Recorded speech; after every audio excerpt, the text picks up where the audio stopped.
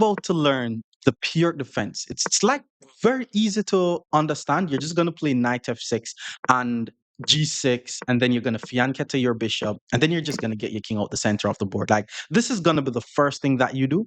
And some things to know about the PIRC is your light squared bishop is usually your worst placed piece. So if you're able to play bishop g4 and trade the bishop off, that's good. If you're able to play pawn c6, pawn b5, pawn a5, and attack on the queen side, that's good. If you're able to play knight d7 followed by pawn to e5, which is always going to be the main plan, that's also good. And another very thematic idea that I want you guys to use is, like, in positions like these, once your king is castled, if you're able to sacrifice your knight, and then once they take and then you play d5, forking back the minor piece, this will always be good for you because black gets immediate equality. I invite you to watch this full video, apply what I teach, and watch your ratings go through the roof. Kicking things off in the 500 region, today I'm going to be teaching you guys the PIRC defense. It's very easy to learn, and it's the setup that I want you guys to get familiar with. So once they move, we go knight f6. We're already targeting the pawn on e4, but the whole idea is to get our king castled as quickly as possible. So he guards the pawn, we go g6. Develops his knight, now we go bishop to g7. And as you guys could see, the whole idea is get castled on like the fifth move, so that way you don't have to worry about any king safety. And then it's going to be very easy for us to get the queen side pieces up. But I'll show you guys once we get there. So bishop c4, now we get the king out the center of the board. So our king is now safe, and we want to play moves like bishop to g4, by the way, because one thing I want you guys to keep in mind is our light squared bishop is actually our weakest piece in the PIRC. It's kind of hard to find squares for it. So if you're able to just get the bishop off the board, that's going to be good. And know that the opponent castles, this is like the first thematic thing that I want you guys to learn. And this is actually going to be one of the main things that you learn in the PIRC. I want you guys to notice how principled the opponent was. He was developing his knights, developing his bishop, castling his king. It actually allows us a little tactic. The bishop on c4, we play knight takes e4, sacrificing the knight. Now, I want you guys to do this after your king is castled. The whole idea is once they take on e4, we play d5. Now we're forking the knight and the bishop.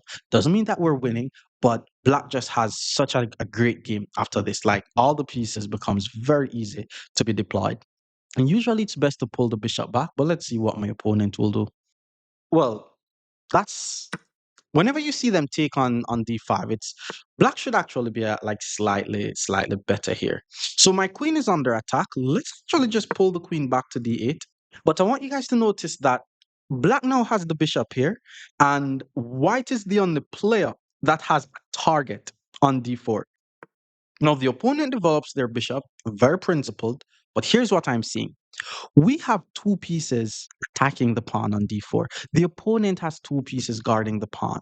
We know that the light squared bishop is not one of the main pieces in the PIRC. So anytime we're able to just get rid of that bishop, we're going to do it. Plus, we're applying more pressure to d4. It's not going to be as easy, though. I mean, if h3 takes, queen takes, then b7 is going to be hanging. So I still need to be a bit careful. So he did play h3, and as we said, we takes, expecting queen takes, and we can't really take on d4 right now because there's just too much pressure on b7. I like the idea of knight c6, just attack the pawn, protect b7. Initially, I was thinking about pawn c6, which would have also been nice, but actually really like this idea. Now, pawn to d5 safely protects the pawn, but now my knight hits the queen, hits c2. I'm just very active here. I can always play e5 or c6 if I'm trying to get my queen out, and he also needs to be careful where he's going to be putting his queen. But he decides to play queen to e3. That's not the score for the queen, bro. Because now c2, as we spoke about, is hanging, and he puts his queen on a square where once I take on c2, it becomes a fort. So now he has to move the queen. We're going to grab the rook, and then just like that, 15 moves into the pure defense, we're already completely winning. So the queen moves out the way. We grab the rook. The queen takes. And one more thing that I notice is the pawn on d5 is only being guarded by the knight. My bishop is already targeting the knight. So this is a removing the guard tactic. Get rid of the knight. And it's not just necessarily the tactic. Like, I'm just trying to trade, to be honest. Like, you guys need to understand that once you're ahead by a pawn or a piece, or once you're ahead in material of any sort, trading pieces off the board is always the best strategy to win. Now, bishop takes c7 is a move. He didn't find it. He plays rook to d1 to hit my queen. But now I'm going to play the move queen c4. Guarding my pawn, I'm also attacking his unprotected bishop, so he needs to see that. And my next move is going to be rook to d8. Doesn't matter which one of the rooks. Now that he attacks this rook, it's going to be this rook. But the plan is still simple and obvious. Just get as many pieces off the board. He traded. Let's take. Now my rook has a file. The king and the queen is on the same rank.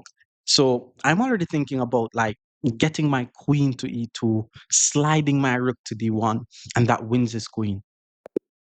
And the opponent resigns. But more PIRC defense against 600 players. Stick around. Opponent is now 600. More PIRC defense coming your way. Knight f3, let's just hit the pawn.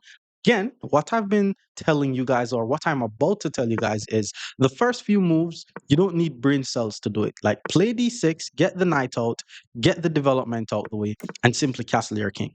Now that you get that out the way, now it's time to start thinking about the queenside pieces. And then one thing I like to tell you guys about the queenside pieces is the light squared bishop is usually the worst piece in the PIRC. So if you're able to play moves like bishop to g4 and just get rid of this bishop, it's good. And another thing that I like to tell you guys is do not take the knight unless they play h3. Like, they're more than likely always going to play h3. But for example, this guy didn't play h3. So let's just use the time to develop our pieces. Knight d7, e5 is fine. Knight c6, e5 is fine. I'm just trying to keep my options open. Pawn c4 was played.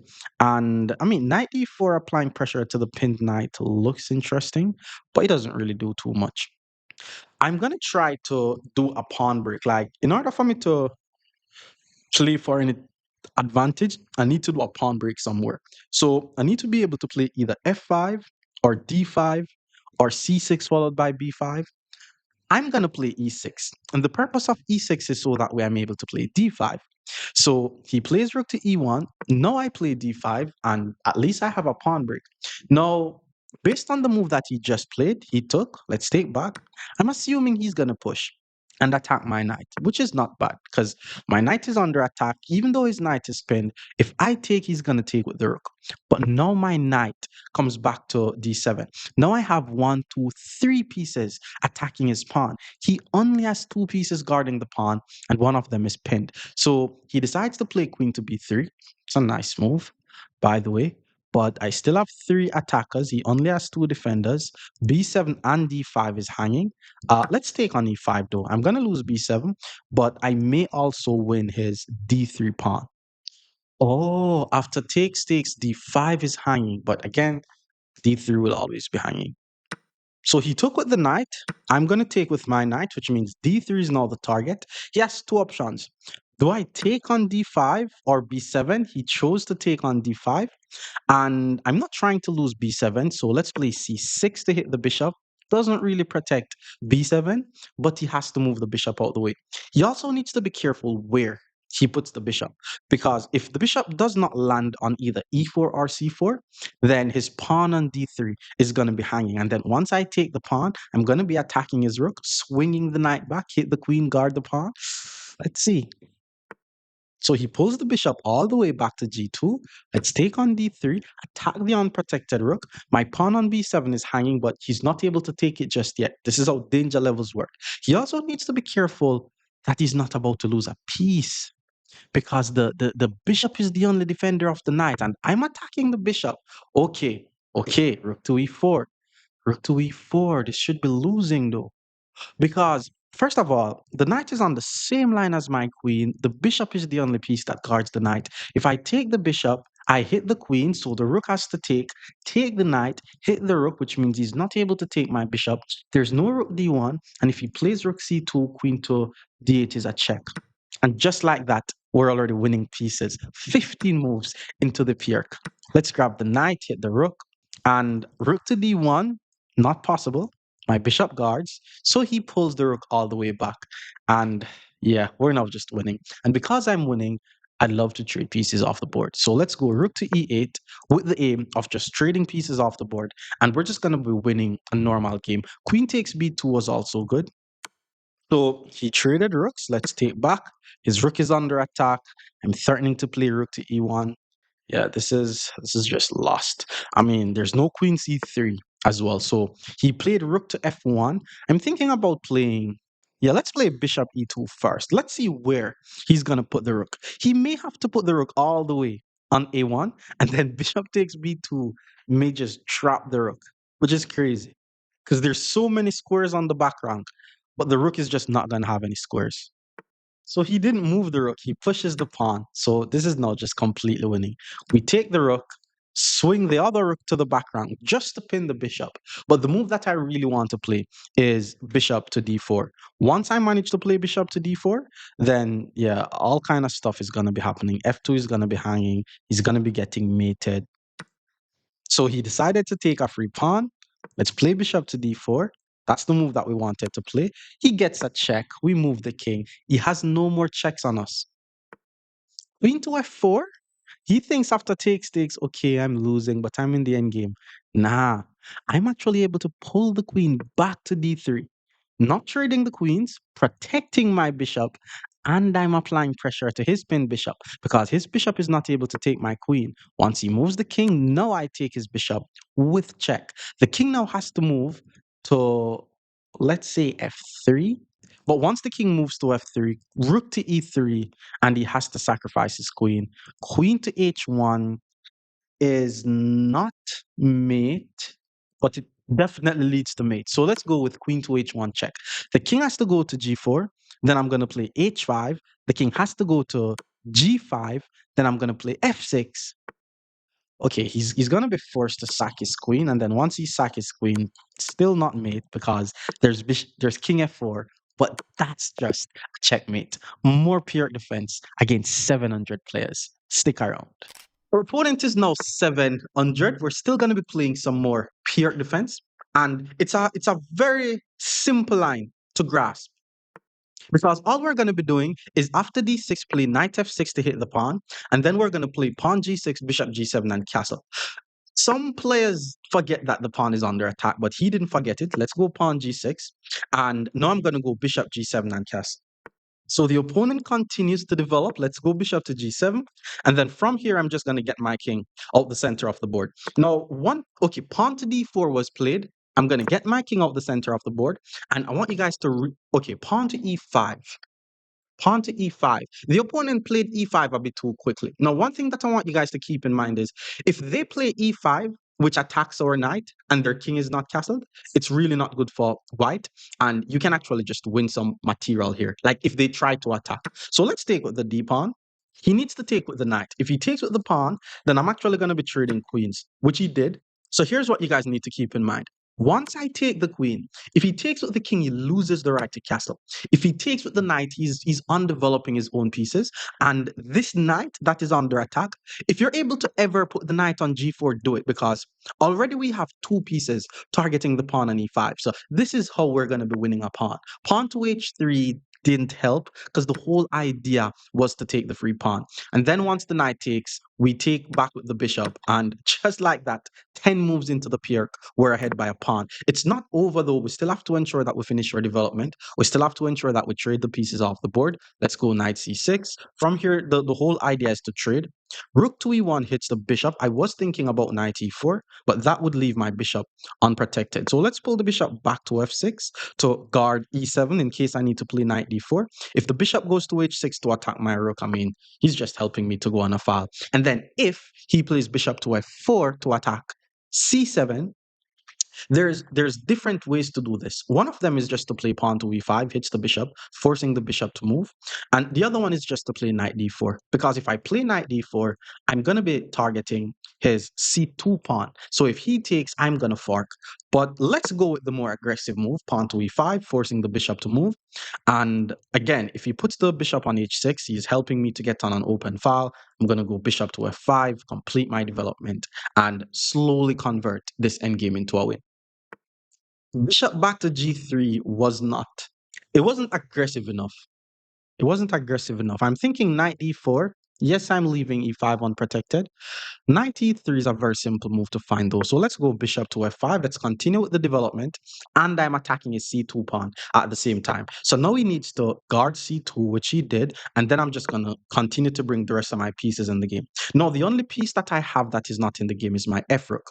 Knight e3 was played attacking my bishop. But because I'm ahead by a pawn, I want to trade pieces off the board. So I'm going to offer the trade. If he takes, I'm going to take. If he doesn't, I'm going to still take.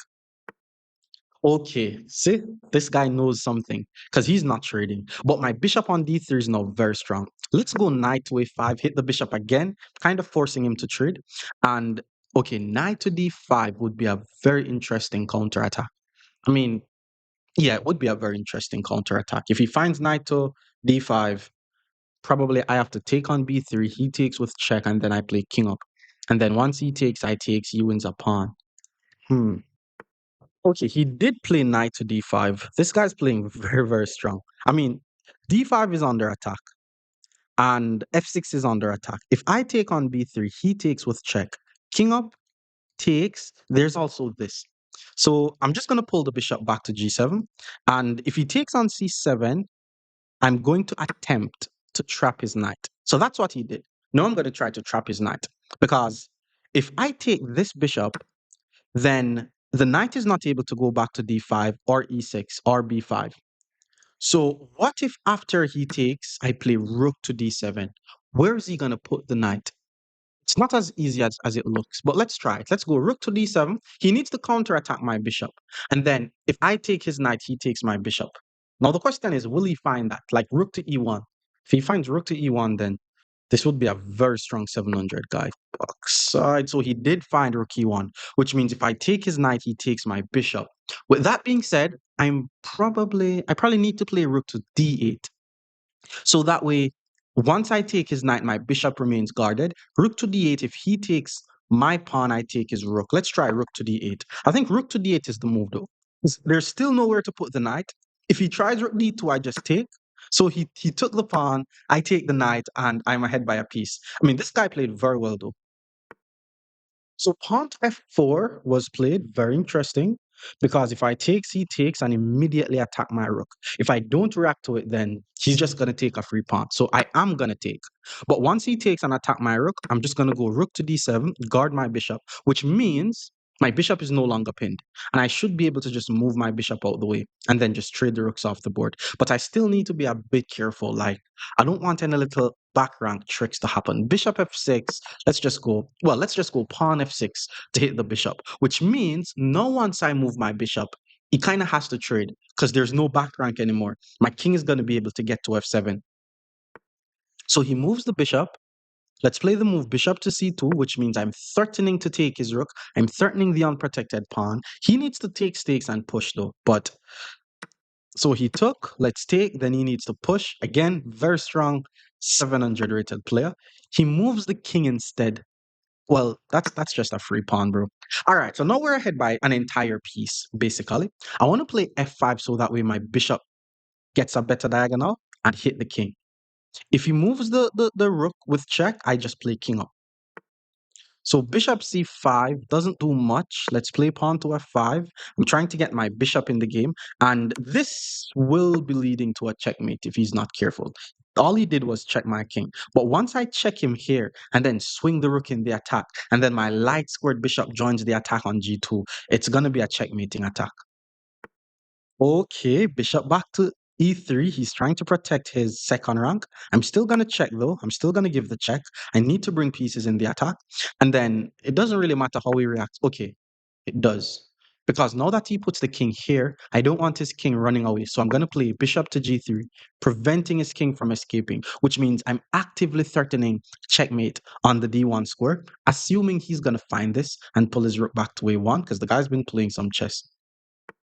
Yep, he found it. Let's go rook to d3, attack the unprotected bishop. I mean, rook to d1, trading the rooks off the board, that's also completely winning. But I'm trying to see if I'm able to checkmate him. Bishop g3, let's play pawn to f4. And then if he trades, my pawn is going to be doing the same thing, preventing his king from escaping. And then from there, my plan is to get a rook on d2, get a bishop on d5, and then take on g2. Okay, so he attacks the pawn. Oh, but now the rook is no longer protecting the back rank, which means that's just a checkmate. But more pure defense against 800 players. Stick around. Our opponent is now 800. We're still going to be playing against the pure defense. Goes pawn d6. And then after pawn d4, I'm just going to go knight to f6 and hit the pawn. Like, you guys should know exactly how it works. We go g6, bishop g7, castle the king, then the knight goes to d7 and we play e5. Knight c3 was played. Let's go pawn g6, bishop g7, castle. That's the plan.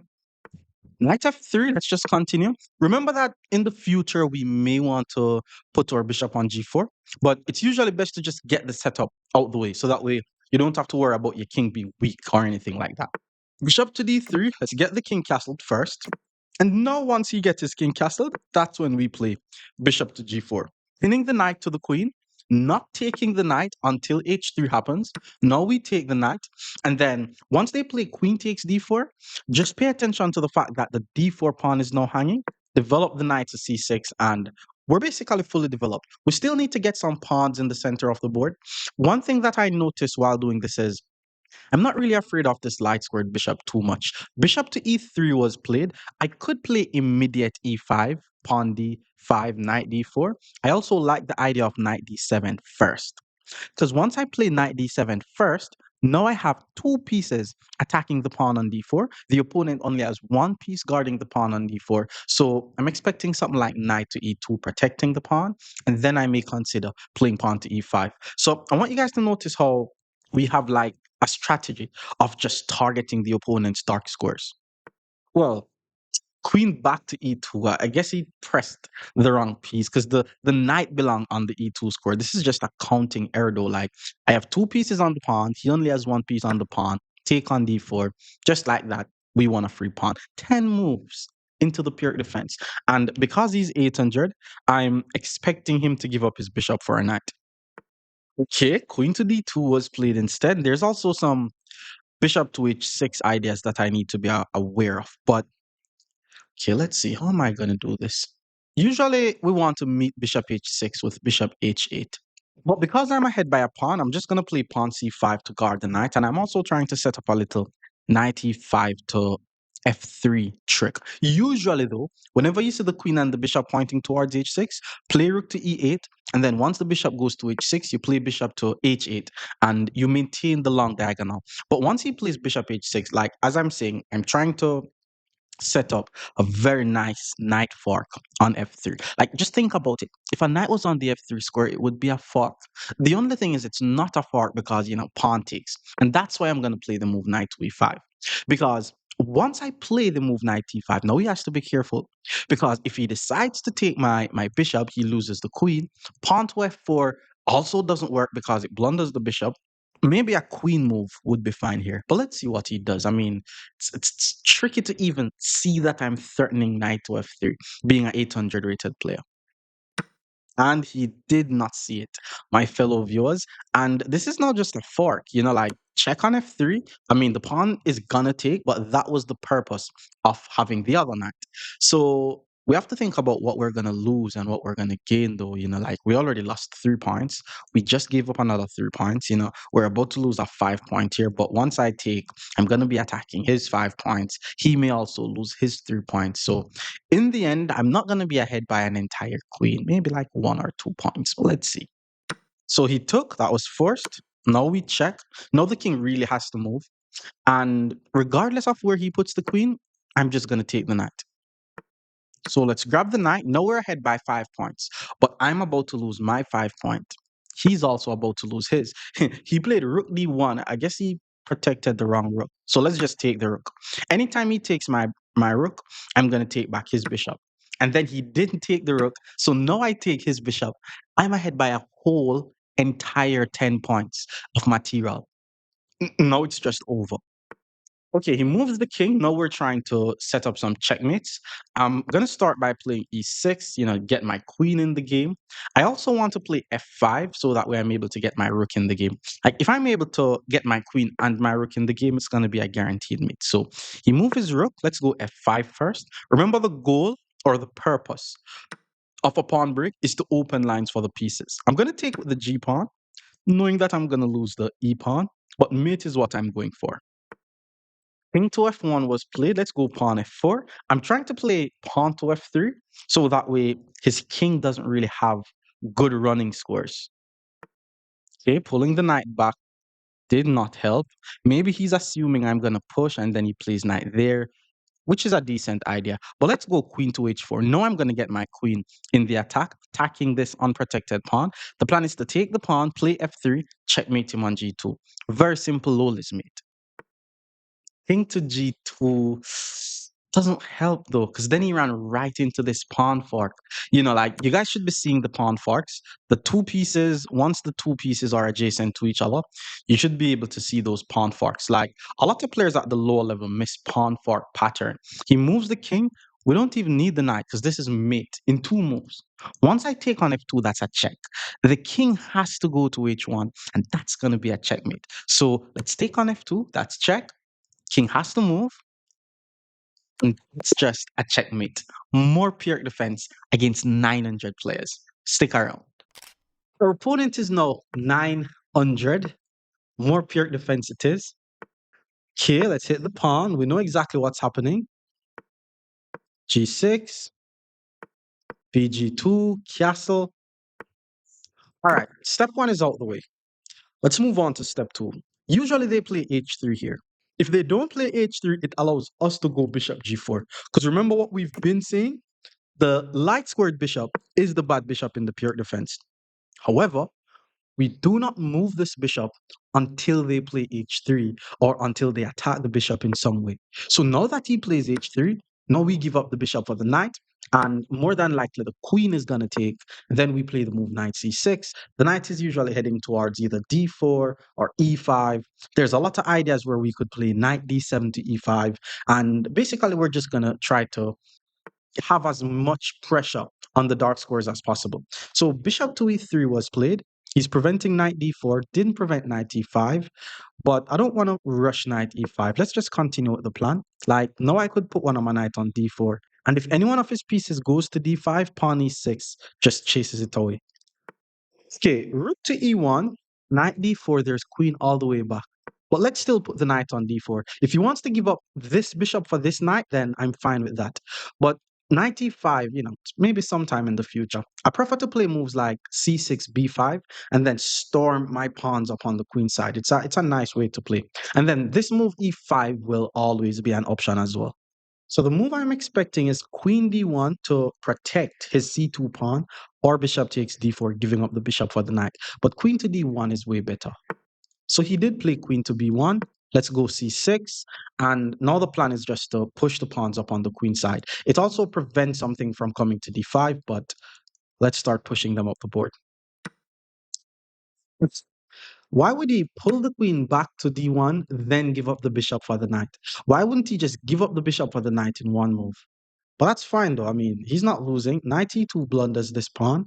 I want to play, like, there's actually a little trick when you play a5 before you play b5. And if you do it that way, you can actually trap their bishop. So if they don't play a4 here, you play b5, then a4 and trap their bishop. But I'm not going to lie to you guys. If I had played b5 and after bishop back, then I play a5, that would have actually been a bit better. You see, now he plays a4, but he's weakening his b4 square. Queen to b6 I like because it targets b2 and it targets f2. So let's go queen b6. Knight e5 hits the bishop, still a possibility.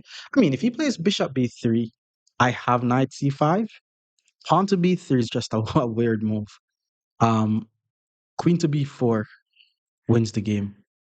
Rook to b1 is a weird move, but it defends the pawn. Okay, so bishop to b3 was played, and what we said we were going to do is once he pulls the bishop back to guard the pawn, we're going to play the move knight c5, applying more pressure to this bishop, which means if you move the bishop, we take the pawn.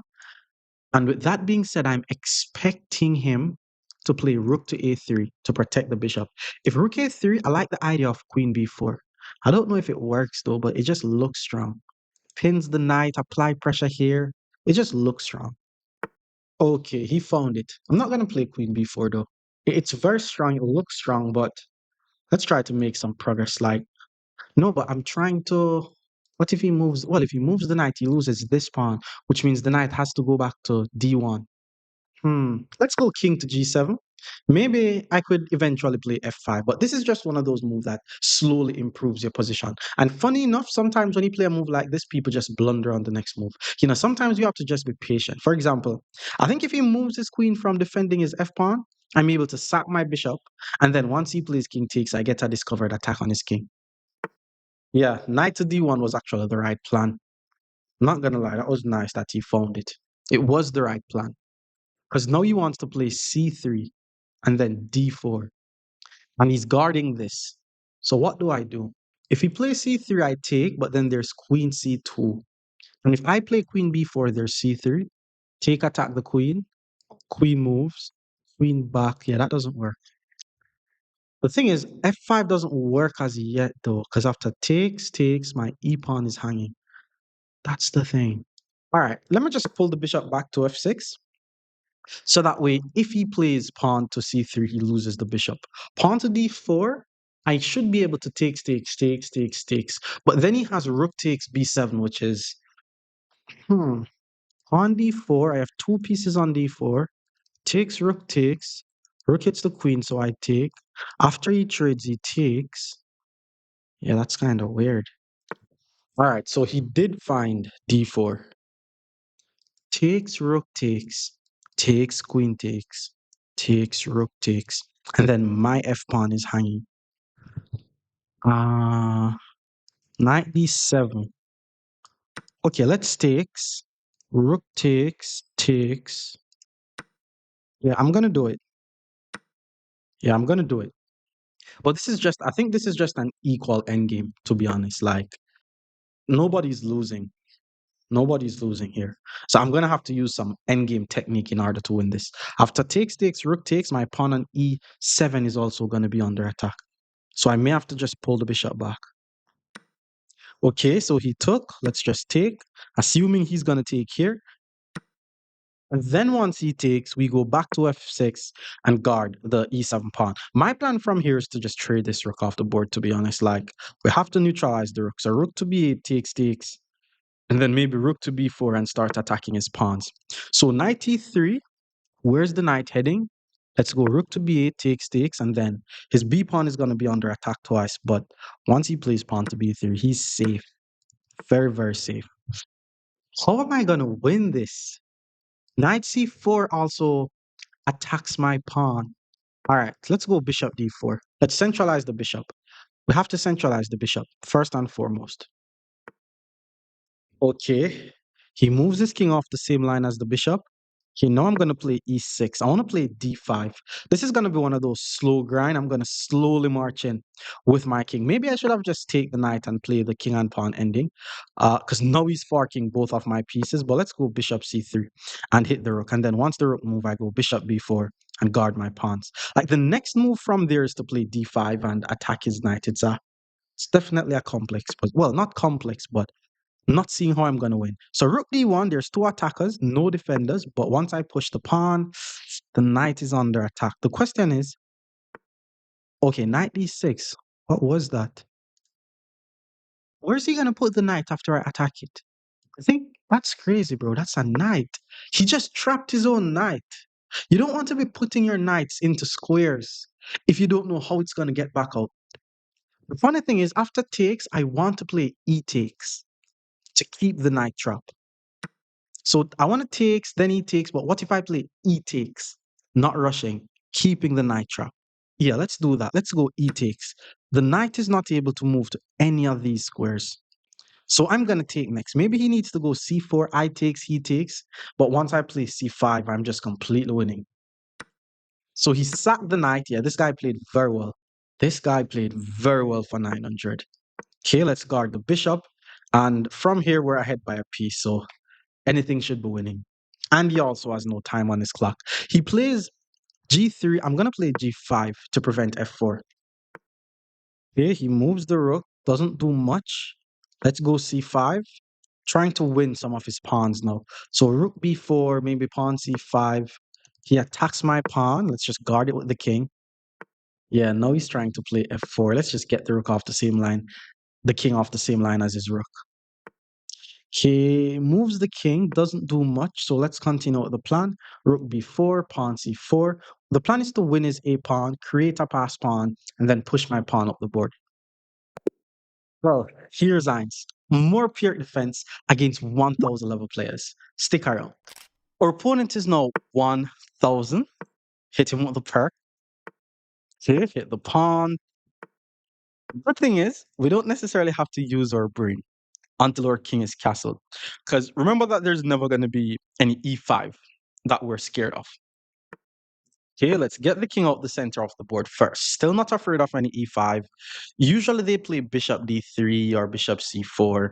A lot of players has been playing h3 lately, which is good by the way, because we spoke about the fact that we like our bishops on g4. We spoke about this. I'm not afraid of e5. Why am I not afraid of e5?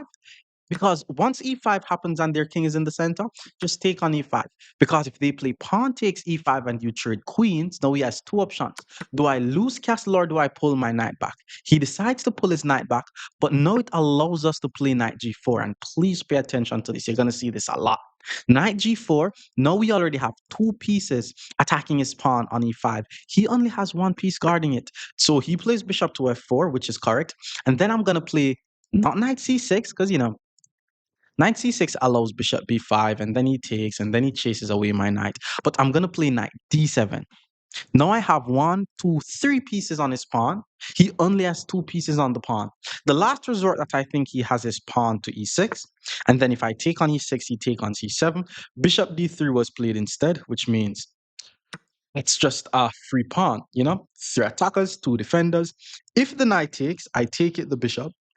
My dark squared bishop is also already on a nice diagonal. So don't be afraid of e5. Like, just whenever you see e5, just think about it as immediate free pawn. Okay, so he pulls the bishop back. He's saving the bishop. Takes, bishop takes, and my b7 or c6 may be under some attack. So I'm actually going to play pawn to c6. If knight takes, I'm always able to take back. But I'm assuming he's going to play h3. And if I move my knight, I'm going to lose my knight. But let's just keep the tension. I'm not going to move my knight unless he plays h3. So let me just use the time that he's giving me to get my king out the center. But if h3 happens, once I take and this bishop takes, I'm not scared about this bishop being on the diagonal. Knight c3 was played. Okay, let's just finish our development. And I'm going to choose to put the bishop on f5 because it targets the unprotected pawn on c2. And then obviously, I'm going to just get my rooks in the game. So my knight on g4 is not the most stablest piece, but guy's not playing h3. Rook to c1, he saw it. He guarded it. I don't think it matters which one of these rooks I use. I just need to put a rook on the open file because I'm probably going to be doubling up my rooks on the d file anyways. So it really doesn't matter.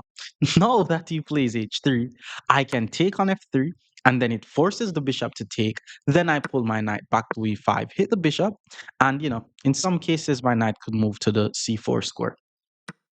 And then he gave up his bishop for a knight. Let's just take. Now, in the back of his head, he's probably like, yo, I'm not losing this, playing against a master. And I'm already in the end game, but that's not how chess works. All right, this is weird. I want to go bishop f4, hit the rook. Let's go bishop f4, hit the rook. I want to move the rook away from guarding this pawn so that way I can win it. But because my pawn on e7 is hanging, it's really not going to be that easy. So unless he plays rook d1 and then I take and then he takes and then I take, which will also allow d7, I don't think it's time to try to win a pawn here. It's time to be active, and that's what I'm doing. My next move is probably going to be king to f8, just protecting e7 first, because, we're also in an end game. And what I've been telling you guys is, if you're on the winning side in the end game, if you're the one who's trying to win, if you're the one who's ahead by a pawn, you don't necessarily want to be trading the pieces off the board. So rook to d1 was played. I could take on c2, and then after takes, I'm going to lose my pawn. I could take takes, rook to d7, and then his rook is going to be on my second rank, seventh rank. So let's play king to f8 first. And, it's going to be funny if he actually decides to play rook takes rook, rook takes rook, rook d1, I takes, bishop takes. Because then, he's genuinely going to think he's doing fine. But let's take, and I'm not gonna be like he's not doing fine, you know, because he didn't get crushed or anything. So rook to e2 was played instead of rook to d1. That's a more ambitious. I'm not gonna say ambitious, but it shows that he has some chess understandings. And it's funny because I'm actually gonna play rook to d2. It's like I'm applying pressure to c2. I'm also trying to remove the rook, which is the only defender of c2. So after takes, c2 is going to be hanging. Bishop to d1, I'm probably going to take the knight, and it's going to be like a bishop endgame. But I'm ahead by a pawn. His pawn structure is going to be bad. It's going to be a very instructive way to show you guys how to win these types of endgames. So he took, we take back. c2 is hanging, but he decided to move the knight. Maybe he thought I was trying to double up his pawns. I mean, if I take though, knight c5, okay, I'm gonna do it. Yeah, let's just do it. Let's just take. It's kind of weird because once he plays knight c5 and I play b6, my c6 pawn is unprotected. But it doesn't make any sense. I calculated because I can't really do anything about it. Now he has to move the knight, and if he checks, I just move. Which this should be. Oh, it's not good for me. Damn. Okay, I have another plan. I'm trapping this knight. King over takes king over. King c7 is the threat. Knight e5 though, and the knight is not even trapped. Okay, the guy's playing well. The guy's playing well. F7 is hanging. I can't lose f7. So let's play f6. Now, it's very important. There's only one thing that I need to be aware of, and it is do not trade the knight for the light squared bishop. Because if I trade the knight for the light squared bishop, it's going to be an opposite colored bishop ending. And then it's going to be harder for me to win. But let's try to grind this out. So knight f3, my bishop is under attack. I have to move. We're in the end game. We need to attack weak pawns. So let's hit the pawn. b3, I may also. I'm just gonna be attacking his pawns. I mean, we're in the end game. That's what we do. So b3, king c7, I like first. But why not just bishop b1? Yeah, let's be very annoying. Let's just target the pawns. Pawn to a4. No, the only square in which he's able to protect his b pawn is if his bishop is on d5. So let's try to be a bit creative. Let's play the move e6 first. No, there's no bishop d5. I mean, there's bishop b5 to c4, but you know, it's have to try. Have to try. And I also need to get my king in the game. Like an ideal situation for me would be my king active, both of my bishops are centralized, and I'm targeting his weak pawns. Nightmare for me would be falling for a fork or something like that. So he hits the pawn, and I was expecting that. Pawn to e5, knight b5. So let's just play king to e7 to guard the pawn. Knight b5, maybe a5. I still have to have some level of being careful. So, okay, here's what I'm going to do. King h7 was played. Hit him with bishop a2. The knight is now babysitting the pawn, and that's what I want, which means I'm automatically threatening all kind of removing the guard tactic. Pawn to f4, he finally made an actual blunder. The guy was playing too decent, man. That's just a free pawn, bro. I mean, maybe if you had played knight here, I would hit the knight, then take. But now it's really just over. King has to go back to h1 or maybe g3. And then I'm just going to hit the knight. So g3 was played. Now we hit the knight. And I'm assuming he's going to play knight b5. So that way, if I take this pawn, he takes this pawn. But as we're saying, the goal is not to trade. The goal is to win the pawns. So let's play a5. Now, the pawns are guarding each other. There's no way to guard this one. So I'm now just going to take this one and then this one. And then that's how I'm going to win the game. So knight back to c3 was played. Still need to be careful to not get forked. That's very crucial. Let's play king to d6. Hits the bishop. So another thing that you guys need to keep in mind, just to make it easier for you to know what to look for, the two pieces that are on the same color, those are the pieces that are liable to be forked. So I'm never going to be forked if a king is on a dark square and a bishop is on a light square. Now the knight is the main defender of this pawn. Why not just attack the bishop? If I attack it here, I'm forked. If I attack it here, I'm forked. So, and if I go here, I'm also forked. So let's play f5 first. Again, patience is super important in the endgame. f5 is so that way I'm able to play king to c5, and I don't have to worry about knight to e4 forked. King to b4, followed by bishop takes a4. Okay, he's trading. Like, plus another thing that I want you guys to learn is when a knight is on the back rank like that. No, it's not just the back rank. Take that back. Here's how the saying goes like this: if you're able to have a bishop in front of a knight or beside a knight, like up, down, side, side, and you're able to have two squares separating the minor pieces, then we're basically dominating the knight. As you can see, the knight literally has no squares to go. So from here, I'm actually just going to take the pawn, queen, until eventually he decides to sack his knight or resign. So he took, let's just take back. Now we just take, and we could say I'm trying to win the knight, but I'm not really trying to win the knight. The knight is dead. I'm just trying to get a queen on the board. So let's just get the queen on the board. Now we take the knight, and yeah, this is now going to lead to a checkmate. So king to, oh shoot, I almost still made the game. The king is not able to move. How does this go? So let's play queen to a5, which means the king now has to go to g1. Then I check. Don't necessarily have to take the pawn, and then that's just a checkmate. More PIRC defense against 1100 players. Stick around. Our opponent is now 1100. Plays e4. Let's go d6, some PIRC defense. Before we play knight f6, hit the pawn, and then we're just going to do the thing to get our king to safety. Remember that we don't need to think about doing this. Once they don't play e5, everything else should be safe. Okay, bishop is slightly under attack, but let's just castle it. There's nothing, nowhere in the position that we're used to. And again, my fellow viewers, okay, let's think. I want to tell you guys about the whole knight takes e4, pawn d5 idea. But I'm thinking, do I lose my e pawn? I don't. So it still works. Knight takes e5. This is so thematic. Like, you guys are going to be playing the PIRC. You're going to be seeing this so much. This is, I'm not going to be ahead by a pawn. But you guys should understand that black doesn't usually get equality coming out of the opening. Pawn to d5 guarantees equality, and black is usually even better sometimes. So yeah, this is actually what I was worried about. I thought after bishop takes, I'm going to lose the e-pawn, but his knight would have been hanging. But now that he pulls the knight back to attack my queen, I'm just in time to pull my queen back to guard the pawn. Now, I'm not afraid of knight to b6, b5, because, there's queen to b4, which checks the king, hit the knight, hit the pawn on b2. So I'm thinking of playing pawn c6 next though, just to not allow knight b5 ever. But the whole idea of bishop to g4, getting rid of our bad bishop, is still on the cards. So the opponent decides to castle.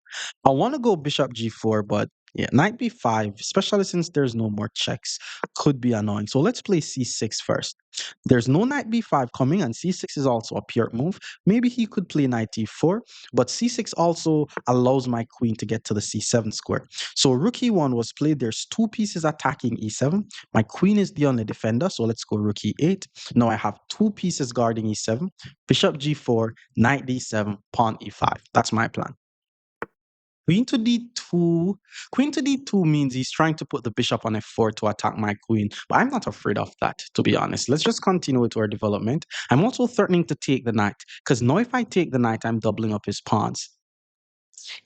Knight to e5 would be a nice move. I'm not going to lie. If knight e5, I'm probably going to pull the bishop back to e6, and then eventually I'm going to play knight d7. But if he plays bishop to f4, then there's queen b4 hits the pawn. There's queen back to d7. There's just queen back to d8 as well. So he plays knight e4, attacking my queen regardless. Let's just pull I want to say queen to d8. There's queen to d5. Let's just pull the queen back to d8. Knight d7. The thing is, knight d7, e5 is going to be a bit harder because his bishop is on g5.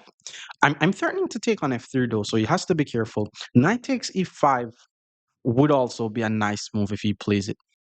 So the queen moves to d3 to support the knight, I would say. The thing is though, I have two attackers. It looks like he has two defenders, but I could eliminate the knight.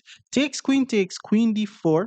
I'm afraid of some knight f6 check ideas, and that's because my rooks aren't connected. So let's play knight a6 just to connect the rooks. I'm actually threatening to win a pawn here. Like maybe he thinks I'm trying to put a knight on b4, which does nothing, by the way. But if he plays c3, which defend against the threat that I'm trying to do, then I should be able to just get my knight on the d5 square, and I should be fine. There's also queen to d5, just to centralize the queen, which seems fine. He saws that as well. Let's go knight back to c7. Or 1100. This guy's playing pretty well. Knight c5 was played. Now b7 is hanging. I mean, just b6 though. Let's just play b6. Just play b6, hit the knight, force the knight to move. If knight a6, I may or may not trade because the knight also seems to be a bit weak on the edge of the board. But knight a6 will allow me to double up his pawn. So I guess he's just going to be forced to put his knight back on e4, which would be wasting a lot of time for him. So he puts the knight back on e4. And all I'm going to do now is connect my rooks. Now the rooks are really connected. I want to be able to play e5, but the moment I move the e pawn, it weakens the f pawn or the f6 square. Knight e5 blunders a piece because his queen is unprotected. Pawn h3, probably I'm going to just take. There's also bishop back to f5, which it guarantees a trade. So let's pull the bishop back to f5. Like I'm still going to be giving up the bishop for a knight, but I prefer to take this knight because that knight is really high my f6 square. And I don't want when I play f6, I have to worry about any forks or getting forked on f6. So that's the plan. So if he plays g4, then I'm going to give up the bishop for a knight. Okay, he got his rook in the game, unpinning. Well, how do I do this?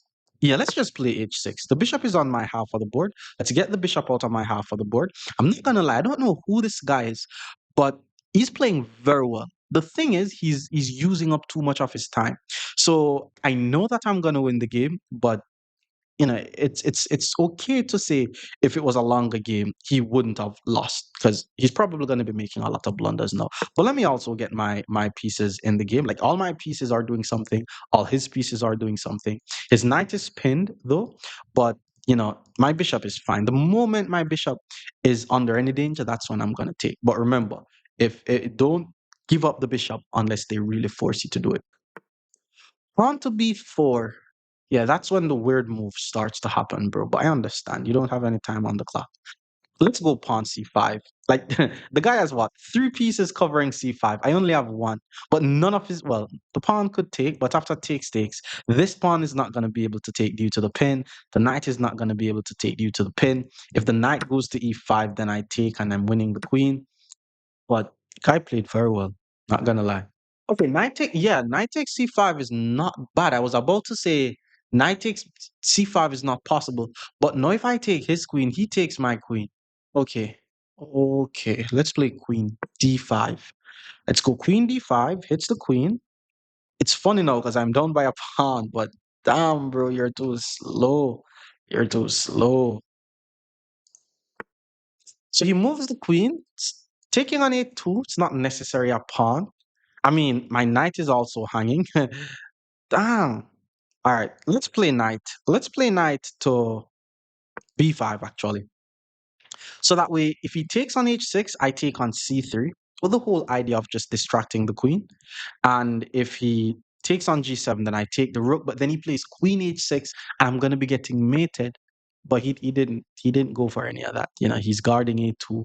I think he's trying to play like very careful, which seems to be working out for him. But the fact that he's 1100, guy plays way better than in the comments. You see, this is why he's 1100 because now he blundered his rook because he has no time on the clock. So he spent so much time playing good moves. My tip to him is just to play longer games, though. To be honest, like what I notice, a mistake that persons do is they're like, okay, I'm a very slow player, so I'm gonna play blitz games so that way I get better at speed chess. But that's not how it works, bro. You see, no, he moves his queen away, leave the knight unprotected. Just focus on finding correct moves. Eventually, you're gonna be able to do it faster. Now he's trying to trade queens, but I'm gonna do it. I'm ahead in my T-row. Develop my bishop, target the knight. Definitely gonna trade if he allows it. He didn't. Knight back to h2. Let's give a check. He has to block with the knight. And then once he blocks with the knight, let's go rook to a1, hit the unprotected pawn. Rook d8 is an idea. He hits the knight. Let's just move the knight out the way. That's fine. You see, now he's just playing so fast, but none of his speed moves make sense. He's just blundering everything. And it's very sad, bro, because you played so well. That's the thing. Played so well, bro. Okay, let's just pull the bishop back. The knight is also hanging. He moves the knight. That's not mate as yet. Let's play bishop e5. Put the bishop on the same line as the king. He hits the bishop. And now that I want to set up the mate, I'm just going to play knight d. Oh, that was bad. I'm dumb. I'm dumb. Rook to A1 should have been mate, but the pawn is there. Look at this trick. Rook E6. Oh no, my rook. He took the rook. That's just a checkmate. More pure defense against 1200 players. Stick around. Opponent is now 1200. Let's go d6, the pure defense. And remember the very simple setup. It's after d6, a knight goes to f6, pawn g6, bishop g7, we castle. We're never going to be in any trouble due to any checkmate, and we're going to start our attack. So after knight f3, we go knight f6, hit the pawn. Some persons actually go bishop to c4 here and just forget completely that we're attacking the pawn. This player didn't. He guarded the pawn. Let's go g6, continuing with the PIRC. Bishop g7 and castle is the plan. And a lot of times, like if you're ever playing against the PIRC, this move pawn h3 is usually important because being a PIRC defense player, you want to be able to go bishop to g4 and pin the knight. But I like to ensure that I just get my king castle before I do anything. So he castle, I castle. Now he should play h3. My plan is to go bishop to g4 and then just take the knight. Not take the knight unless he attacks the bishop, by the way. So once he plays pawn d3, we go bishop to g4. Remember, if you're a pure defense player, do not worry too much about giving up your bishop for a knight. In addition to that, do not take the knight unless it's harassed. Don't be wasting time. Let's continue to develop the pieces like how the normal players do it. Let's go knight d7. That's where the knight belongs. And now he plays queen to d2. And that was already a slight mistake. And, this is why I want you to teach you guys the importance of keeping the tension. Don't just trade something because the trade is available. Because by moving the queen from d1 to d2, the queen no longer guards the knight. Doesn't mean that he's going to lose the knight. But once I take on f3, he's going to be exposing his king. So once he takes, I like the idea of knight e5, hits the bishop, threaten the fork. I also like the idea of rook to e8 because, as we said, we always want to meet bishop h6 with bishop h8. But I don't think it matters too much in a scenario like this because his king is like super exposed. So let's hit him with knight e5, forcing him to react to this move. And I'm not going to lie, if I could get my queen to h3, that could lead to a checkmate. And remember the thing that we spoke about a lot when it comes to attacking someone's king? Attack pawns and squares around the king. But sometimes you're able to find weaknesses in front of these pawns as well. So for example, f3 is weak, g3 is not weak, but h3 is weak. Those are the type of squares that you're trying to control. So I'm expecting something like queen e2 or queen to d1 or king to g2. Yeah, if he plays king to g2, then it's going to be harder for me to even try to get my, oh my, this guy's 1200. The guy just thought about that for so long and he was like, oh, he's attacking my pawn. Let's just move the pawn. But the pawn was not what I want, bro. I wanted to fork. It's just a fork. Now you have to move the king. I'm going to take the queen, and you're now losing the game. All right, so the king moves. Let's just grab the queen. And from here, it's just GG's. I'm going to play pawn c6, intending to play d5 or b5. Being a pure defense player, pawn to c6 followed by pawn to b5 followed by pawn to a5, just pushing these pawns up the board. That's something that you guys need to keep in mind. Now he plays pawn to b4. I'm going to play pawn to d5, just trying to open the center of the board. I'm also trying to trade some pieces, to be honest, but I'm also trying to checkmate him. So if I take, okay, I'm going to try to checkmate him instead of trading. So first, I'm going to play queen to d7. This is me just going for checkmate, by the way. Taking back the pawn was obviously way better. Knight takes was way better, but I'm ahead by a queen. Like, what could go wrong being ahead by a queen? I have one simple plan. Play queen to h3, attack the pawn on h2. Remember, pawns, squares around the opponent's king, and then play knight to g4. If he allows me to play queen h3, knight g4, then it's going to be a checkmate. Otherwise, I don't think he's going to allow it though, but let's see. Okay, so the knight went back. Let's continue with the plan. Queen h3. The plan is to play knight to g4, assuming he's going to at least find pawn to f3. Or knight to g1. Yeah, that's a nice move because now I'm not even able to check his king. But let's pull the queen back to h5. Still trying to play knight to g4. But again, he needs to find the move pawn to f3 or just anything that prevents me from going here. The thing is, he took. Now I'm able to play knight g4. It's not going to lead to mate, by the way, because he's able to play pawn to h3. But if you notice, this bishop is on the same diagonal as his rook. So once he plays pawn to h3, which is the only way to stop mate, I mean, knight to f3 is a try, but that doesn't help because queen to h3. So once pawn to h3, I grabbed the rook. He decided to play knight to f3. So now I'm not even thinking about that rook. Now I want to mate again, queen to h3. And this is just me trying to get rid of the main piece that is guarding the mate. So assuming he's going to take on b7, I'm going to check. And then once the king move, I go back to h3. And then there's nothing he could do to prevent the mate. Okay, there's also bishop to d5. Once he keeps the knight guarded, it's hard for me. So if bishop to d5, I'm going to take bishop takes, rook c1, and then try to sacrifice my rook for the bishop. But this is going to be leading to a mate for sure. Okay, rook to e1 was played, which means this is just going to be a mate. I'm going to take on f3. The king has to move. We're going to go back to h3. And there's just no move on the board that he could play to prevent a checkmate.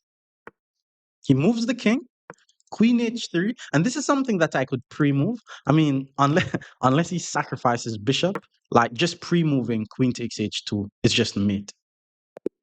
And he resigns. More pure defense against 1,300 players. Stick around. Our opponent is now 1,300. D6 is the pure defense. On d4, we go knight f6, hit the pawn. He guards the pawn, and then we go pawn to g6. Very simple setup. It's bishop g7, castle. So bishop e3 was played, which is kind of weird because it already allowed knight to g4. Like anytime someone plays bishop to e3 against you, I want you to immediately annoy them with knight to g4. Because keep in mind, like a regular player will understand that a bishop is better than a knight. So moving this bishop more than once has to be super annoying. There's also this thing where he's like, okay, you also had to move your knight more than once. So he didn't move the bishop, and I'm going to take the bishop. So if you look on the position, you could say white has a little lead in development, but I got the bishop. So that's what I'm working with. Let's go bishop to g7 and castle. Now we're going to be continuing with our little PIRC idea. Once we castle pawn e5, let's castle the king. He also castles the king. And pawn to, okay, knight c3 was played. Pawn e5 is always the idea. Let's go pawn e5. The good thing is if he decides to take and I take, he's going to have the ugliest pawn structure, which he did do. Now I'm just going to take on e5. And if you look on his pawn structure, even though he has this open file for his rook, his e3 pawn and his e4 pawn is weak. And this could be the reason why he may lose this game. Another thing that you need to keep in mind, being a pure defense player, is this move pawn c6. So knight to e2 was played. Before we, okay, pawn c6, I don't think I need to play pawn c6. Well, I'm still going to play pawn c6. So what I wanted to say was pawn to c6 protects the d5 square, and it also facilitates moves like queen to b3. You notice how now I'm targeting his weaknesses. So now he has to defend his e3 pawn. The thing is, I'm also able to hit him with bishop to h6, and that's more pieces attacking his weak e3 pawn. But the e3 pawn is not necessarily hard to defend. So I'm going to be focusing on my development first before I try to win that pawn. Yo, the guy plays knight g5. Sometimes it's weird how these people mind works because clearly he saw my last move. Like if you saw my last move, you should be asking, how is my pieces pointing into your half of the board? Like where is it attacking? Not only did he play knight to g5 and blunder his e3 pawn, it's also a fork, which means once I take on e3, I check the king and attack the unprotected knight. So now the king has to move or block, doesn't matter. We're going to take the knight and we're going to be winning the game. So he moves the king. Let's grab the knight. Bishop to c4. So there's two attackers on f7. I have two defenders on f7, which means I'm fine. So let's just continue with development. Bishop to g4, developing my bishop, attacking the queen at the same time. That is called a tempo. Okay, queen to d6. He moves the queen. My pawn is already guarded. Let's just develop actually. Yeah, let's go knight d7. It's actually a bit risky. There's this move pawn h3, that I'm not too afraid of, but it's risky. And the reason why I'm saying that it's risky is because it's like a removing the guard tactic, and my bishop is also trapped. But if he plays h3, his knight is going to be left unprotected. Okay, it's actually is risky because my plan was after h3 takes queen takes, but then if he plays queen takes, the queen guards h3. He plays rook to f2, which had nothing to do with the cost of rice. Oh, actually, he's trying to double up. He's trying to double up on f7. But now I'm going to go knight b6, hits the bishop, which means if he still tries to double up, I'm going to grab the bishop. My next move is to go rook to d8, which is following the principle of neutralization, which states that you do not want to allow the opponent's pieces on your half of the board. Now, to even go further in the principle of neutralization, I also want to remind you guys that you also need to ensure that you're aware of pieces pointing towards your half of the board. That's literally all you need to do to avoid blunder. Don't allow pieces on your half of the board. See every single piece that is pointing towards your half of the board. The only move that he has is actually queen to c5 or queen to a3. The whole time I was like, is he going to play queen d7? Is he going to play queen d7? Queen to c7 is a blunder. So yes, now there's three pieces targeting f7. I have two pieces protecting f7, but I'm able to trap the opponent's queen, and hopefully you were able to find it. But queen to d7 ends the game. Now, I'm hitting the queen. The queen has nowhere to go. I also guard f7 because offense is the best defense. I'm assuming he's going to sack the queen for the rook or resign, but let's see what this guy does. Okay. Okay. So here's what he's doing. He sacked the bishop. If I take with my rook, it allows his queen the b8 square. So let's just move the king out the way. That's fine. Don't mind to take that bishop. I want the queen. His queen is still trapped, which is why he resigns. More pure defense against 1,400 players. Stick around. Our opponent is now 1,400. Let's hit him with some pure defense. We're hitting the pawn. Once he guards it, simple development. We're usually always going to be doing this. Bishop g7, castling the king. And remember not to be afraid of e5, because once we takes, trade the queens, we're fine. And if he plays knight takes, we just castle, we're also fine. Bishop to d3, now we get the king out the center of the board, and I was assuming that he was going to play h3. He didn't prevent us from putting our bishop on g4, so let's do it. And then we're going to be playing knight d7, e5. h3, we're gladly giving up the bishop for the knight. And in this particular situation, instead of playing knight d7, I'm actually going to play knight c6 because it targets both d4. And if he moves the pawn to d5, knight e5 hits the queen, or I could still play knight d4. Okay, let me think. Knight d4 hits the queen, and if the queen moves, there's knight d7 to e5. Or I could just play knight e5, hits the queen, take the bishop. I like this one more though, but they're both good moves. They're both good moves. But knight to d7 is coming next. Knight to d7 is also kind of forced because it guards the bishop. Like I can always take his bishop, but it's kind of blocked behind his own pawn. So it's not a bishop that I'm like, okay, that's a great bishop to have. Queen e3 was expecting that move. My knight is under attack. Knight to d7 guards the knight. Bishop h6. Definitely an interesting move. Bishop h6, I may very well just take that bishop. Because otherwise, he's going to want to take my bishop and then take my knight. Okay, he castled the king, which means bishop h6 is no longer a threat. Pawn to c5. Let's play pawn c5 to ensure that the knight on d4 is stable and guarded. If he plays bishop h6, I'm still going to take. So bishop h6, let's just take. The good thing is the queen by itself is not going to be delivering a checkmate. So we're not scared of anything. I'm going to try to, there's e5. Yeah, let's play e5, just to keep an eye on f4.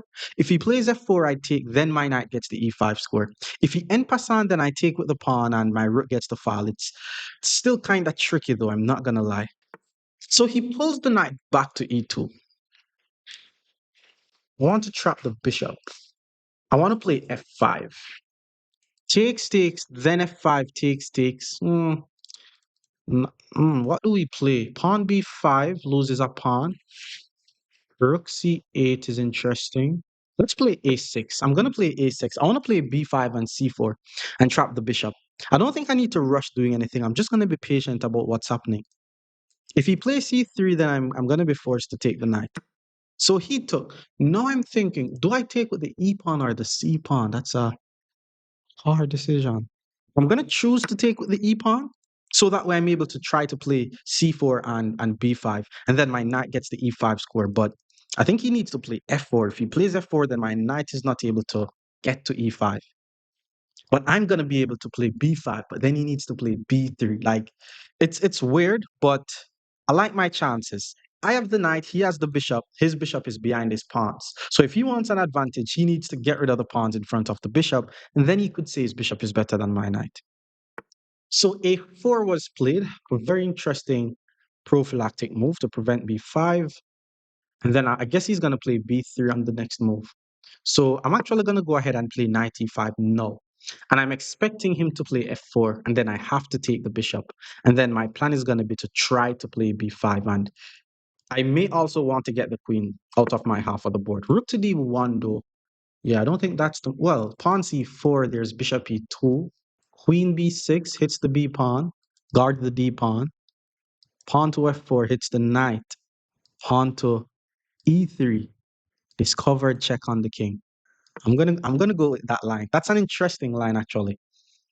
It's kind of risky, but if he plays f4 thinking he's winning, he could actually lose the game. So bishop has to go back to e2. Then we play queen b6 and attack b2, protect d4. So the bishop went back to e2. We hit him with queen b6. It's just a nice defensive and attacking move. Now he really has to be careful. F4 is the move that White wants to play. Kick the knight, win the pawn, but he has to waste one more move to move his king. And I'm wondering if I need to play d3 now. Yeah, maybe I need to play d3 after that. I need to do something that gives my pieces some activity. Because I'm not going to lie, I probably should have dealt with that queen from a while ago. And none of my rooks aren't really doing anything. So I need to quickly swing my rooks over. Okay. Thanks, I guess. He solved the problem for me. He solved my own problem. Now I'm going to play rook to c8 and put my rook on the same line as the queen, which means f4 is still not possible due to d3, but I'm still kind of threatening d3 because after takes takes, I'm going to be attacking the queen and I'm going to be threatening the bishop. So he decides to play b3 himself, and then I'm going to play d3 to hit the bishop. Now I have a protected pass pawn. Bishop g4. I probably need to take because after push takes bishop h5, f4. I'm actually gonna do that. He's about to get squeezed. Bishops are better than knights, but not this bishop. I want you guys to see the difference between the bishops. Well, bishop back to f3 allows me to take though and expose his king. I'm always gonna choose that line. Because now I could say, not only do I have a passed pawn, his king is exposed. I want to play f4 still, though. That's the thing. If I'm able to play f4, maybe rook e8, rook e5, that's nice. But what if I should just take stakes, rook over, and then start hitting the pawn? No, let's take and then try rook f3 instead of rook f4, instead of rook e8. I think it's best if I hit the pawn on h3. So rook to h3, hit the pawn on h3. Let him waste one move defending the pawn, then play rook to f8. So now I double up on the f file, and my queen is already targeting that. So I think that's a better way to coordinate my pieces. So now it's like 3 attackers versus 2 defenders. I'm expecting queen to d2. Now all I need to do is target the h pawn. How do I add more attackers to his h pawn? Queen d2, queen d8, queen h4. Simple. And now I'm going to be targeting both f2 and h3. So if my queen is on h4, the game is over, which means that's the plan. Oh, okay, but then he decides to play queen to g4, which is just bad because this is just counting. 3 attackers, 2 defenders, definitely going to be taking on f2 with check. And then once he takes, I'm going to go in with the queen with check. And because his rook is unprotected, the king has to go to h1. And then queen f3 checks the king and hit the unprotected rook. And just like that, he lost the game. So he moves the king. I could take a rook, but whenever you see a good move, look for a better one. So I'm going to actually play the move queen to e2 so that way I check the king. I don't want to give him the chance to do anything. Rook to f3 is another check. I'm trying to mate. If I don't have mate, I'm obviously going to take the rook. You see? Wait, no. Yeah, queen to f2. The king has to move, and that's going to be a checkmate. And that's why whenever you see a good move, Always look for a better one. That's just a checkmate. More pure defense against 1,500 players. Stick around. Our opponent is now 1,500. More pure defense. D4, let's go knight f6, hit the pawn. You know the regular stuff. Knight c3, we play g6, bishop g7. We're going to be castling the king. And pawn to f4 is called the Austrian attack.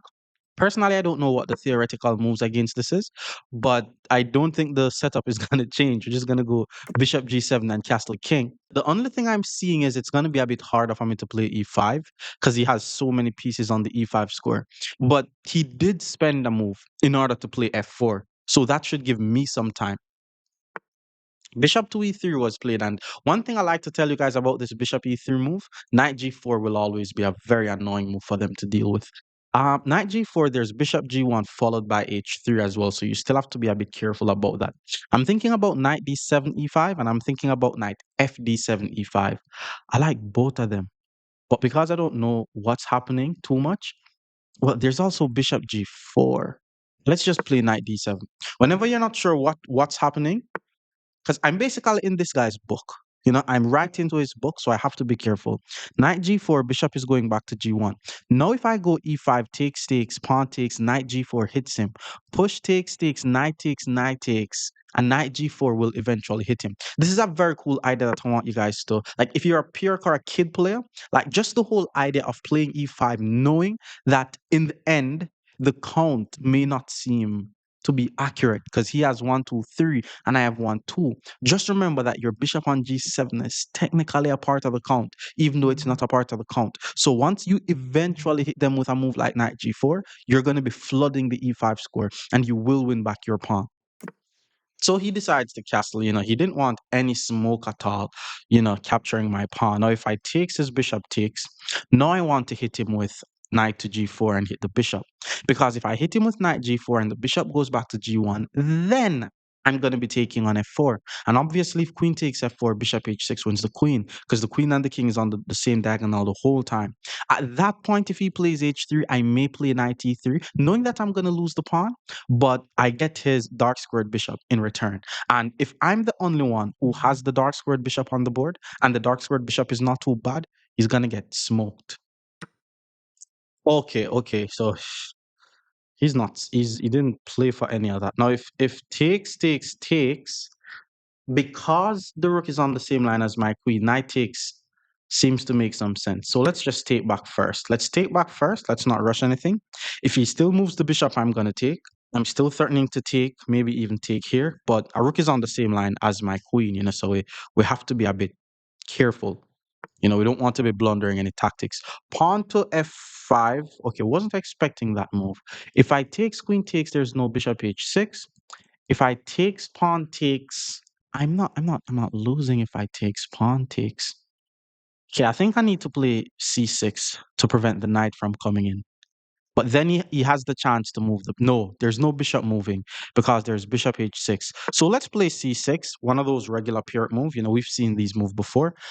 If I lose this game, I'm gonna be like, oh, I should have played knight takes c3, but I'm chilling.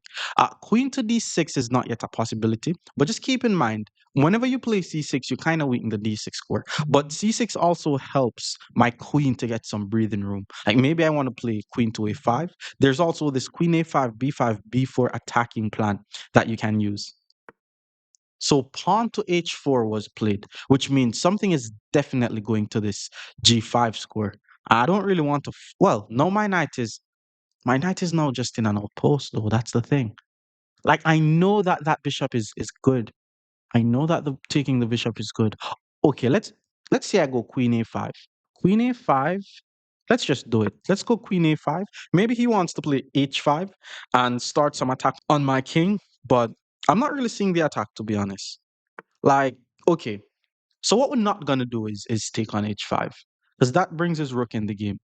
If I take on f5, it kind of exposes my king. Takes, queen takes, and then I could try to play something like knight f6. I could start with knight f6, and it means his pawn on f5 is automatically under attack. But his bishop is going to be coming in with check. That's going to be a bit tricky. That's actually going to be a bit tricky.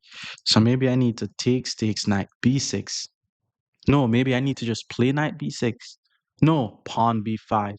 That's what that's what I've been saying the whole time. Pawn b5. No, I not only prevent bishop c4, I'm also threatening b4 followed by queen a2. It's a very complex position though. Like, who is better? My bishop needs development. His bishop needs development. If I move my bishop, I lose my knight. Okay, so he took. There's probably a right way to take, but I'm not seeing the difference. I'm just gonna take. Let's just take. Now I just need to be very careful about this diagonal. If I'm not careful about this diagonal, I'm checkmated. I am checkmated. Maybe I don't need to grab that free pawn. Let's go knight f6. Knight f6. If he takes, I was thinking about king h8, but knight h4, knight g6 is very strong.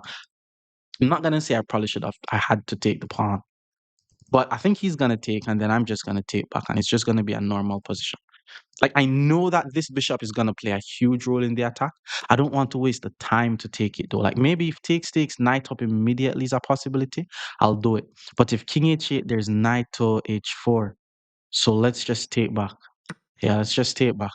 The good thing is, it seems as if I'm threatening to play b4, which I'm not gonna play, because if I play b4, kick the knight, win the pawn, but the bishop gets to the c4 square. So unless I'm able to get my bishop developed on e6, I'm not gonna play b4. Like, you guys know me, I'm not greedy.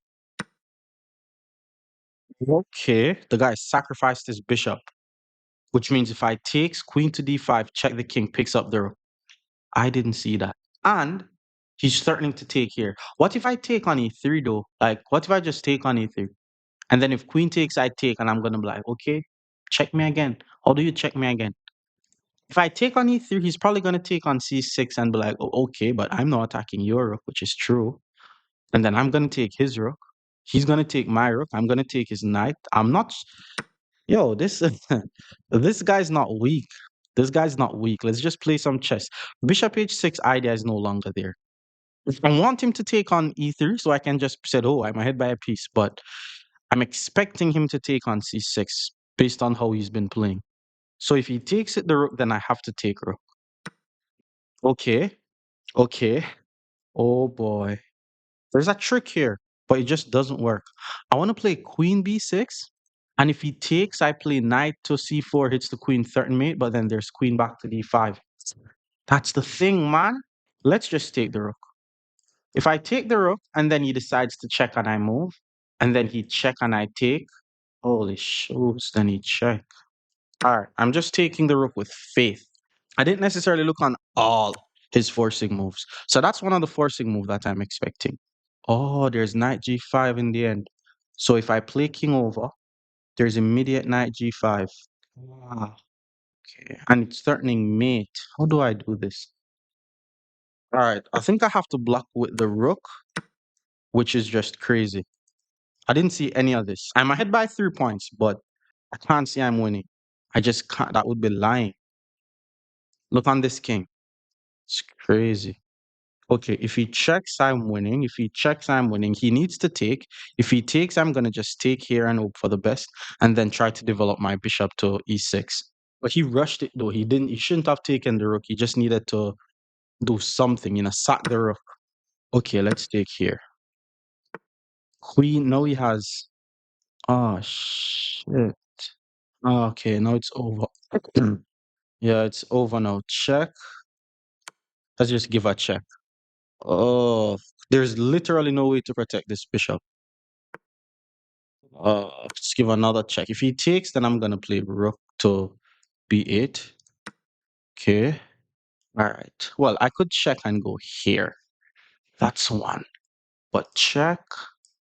King has to go here. Check. King goes here, and I have no more checks though. What if I check here? King goes here. Then I check here. King goes here. Then I check here.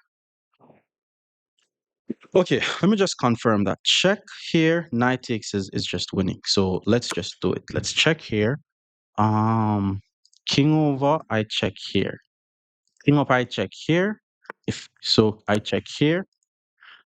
I'm not seeing everything. All I'm seeing is I'm ahead by a piece, but what are they doing? You know? If I could get my rook in the game with a tempo or my bishop in the game with a tempo, I should be winning. So check, I give another check here.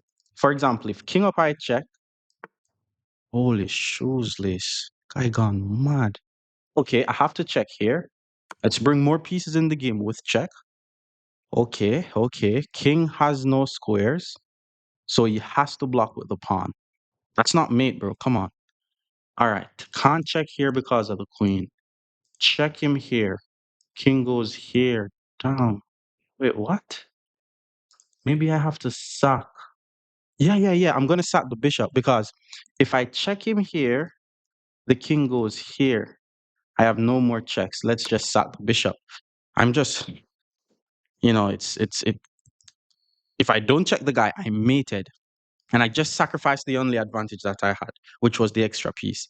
And I have 148. So I'm not seeing any mate, but the guy's king is on c4 by itself. I'm not gonna lie. Like the guy's like 1596, but if I win this game, I'm gonna be happy. I'm not gonna lie. I'm not gonna lie. Oh fudge. There's king c3. He doesn't have to take. Holy shows. Okay, I mean at least I'm able to do this. Fudge. Knight takes. It's just over now, man. God damn. Okay, here. Rook takes. Maybe here. That's mate. Fudge. Can't take. Okay, I have to do this. God. Okay, let's start checking him again. God, man. How did this happen though? If he takes, I'm gonna check with the rook. The guy King C3 was probably a brilliant move. Okay, he blocks with the queen. Now I'm gonna take the queen with check. Once the king takes, I take the rook. And once he takes, I take on a g2 with check. I'm too good. I saw all of this. Okay. All right. I need to get my pass pawn rolling now. I need to get the pass pawn rolling. That's what I need to do. Um, yeah, let's just roll the pawn. Pawn e5. He's gonna find pawn e5. That's not good. Okay, let's roll the pawn. He moves. All right, let me just stay on this pawn for the time being. So that way if he moves the king, I take. Maybe when the time starts ticking down a bit, that's when I'm gonna come up with a plan. So he pushes. Let's just move the king. If he checks, I move. If he moves the king, then I advance. So he moves the knight. Let's keep bringing over the king. I want to roll the pawn. I should have played rook g3, obviously. Don't get fought. So check. I move again. I'm heading towards my pawn. Goal is to roll the pawn. He moves the king. Let's roll the pass pawn up the board. Check. Hit the knight. Knight goes back. Oh, wait. I have to roll the pawn. Roll the pawn. Good, good, good. So now I just need to attack the knight. Oh, so he rolls. Then I'm gonna hit the knight. That was bad. Maybe knight back. No, king back. What the fudge? Check. That's the move. That's the move. King has to move. We grab the pawn, and the knight is trapped. Hit the knight. Once the knight moves, we don't take. Hit the knight again because we want a queen on the board. Grab the knight. Oh my god.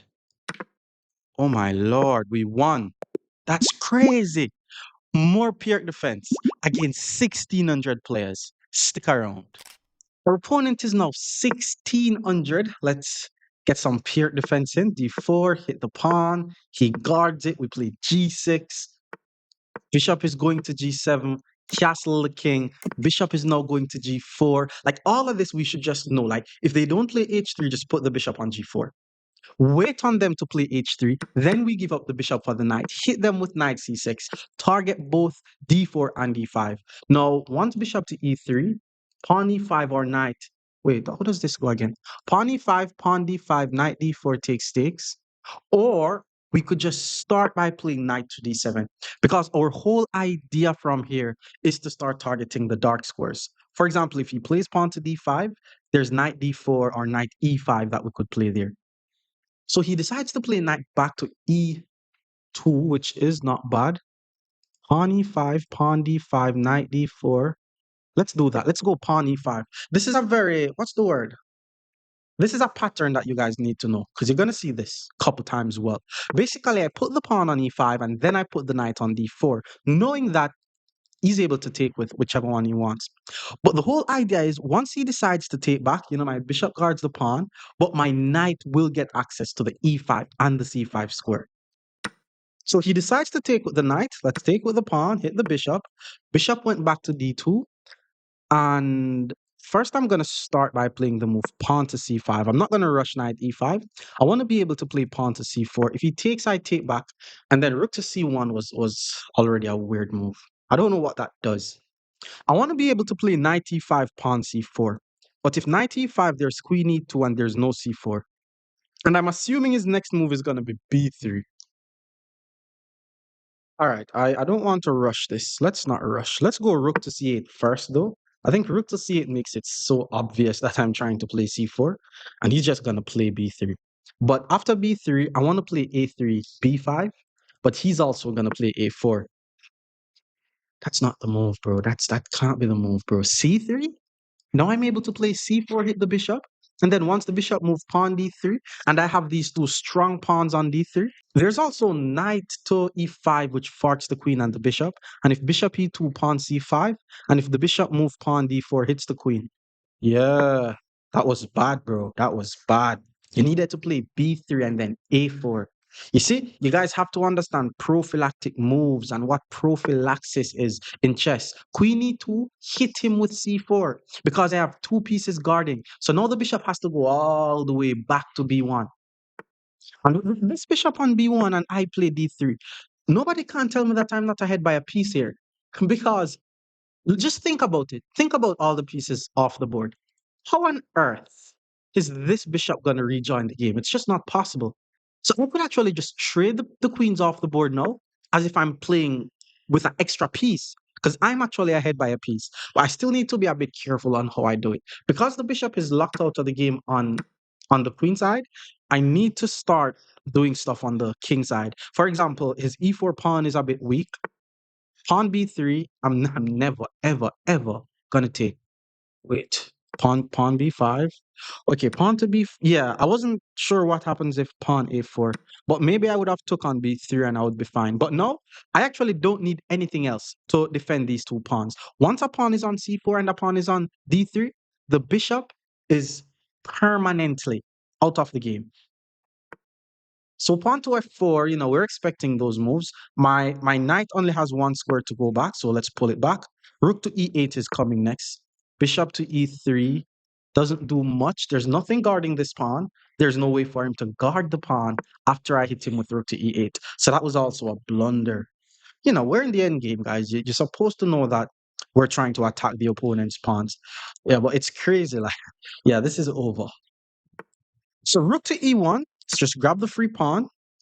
Rook to e8 is coming. We're still playing ahead by a piece. He pulls the bishop back.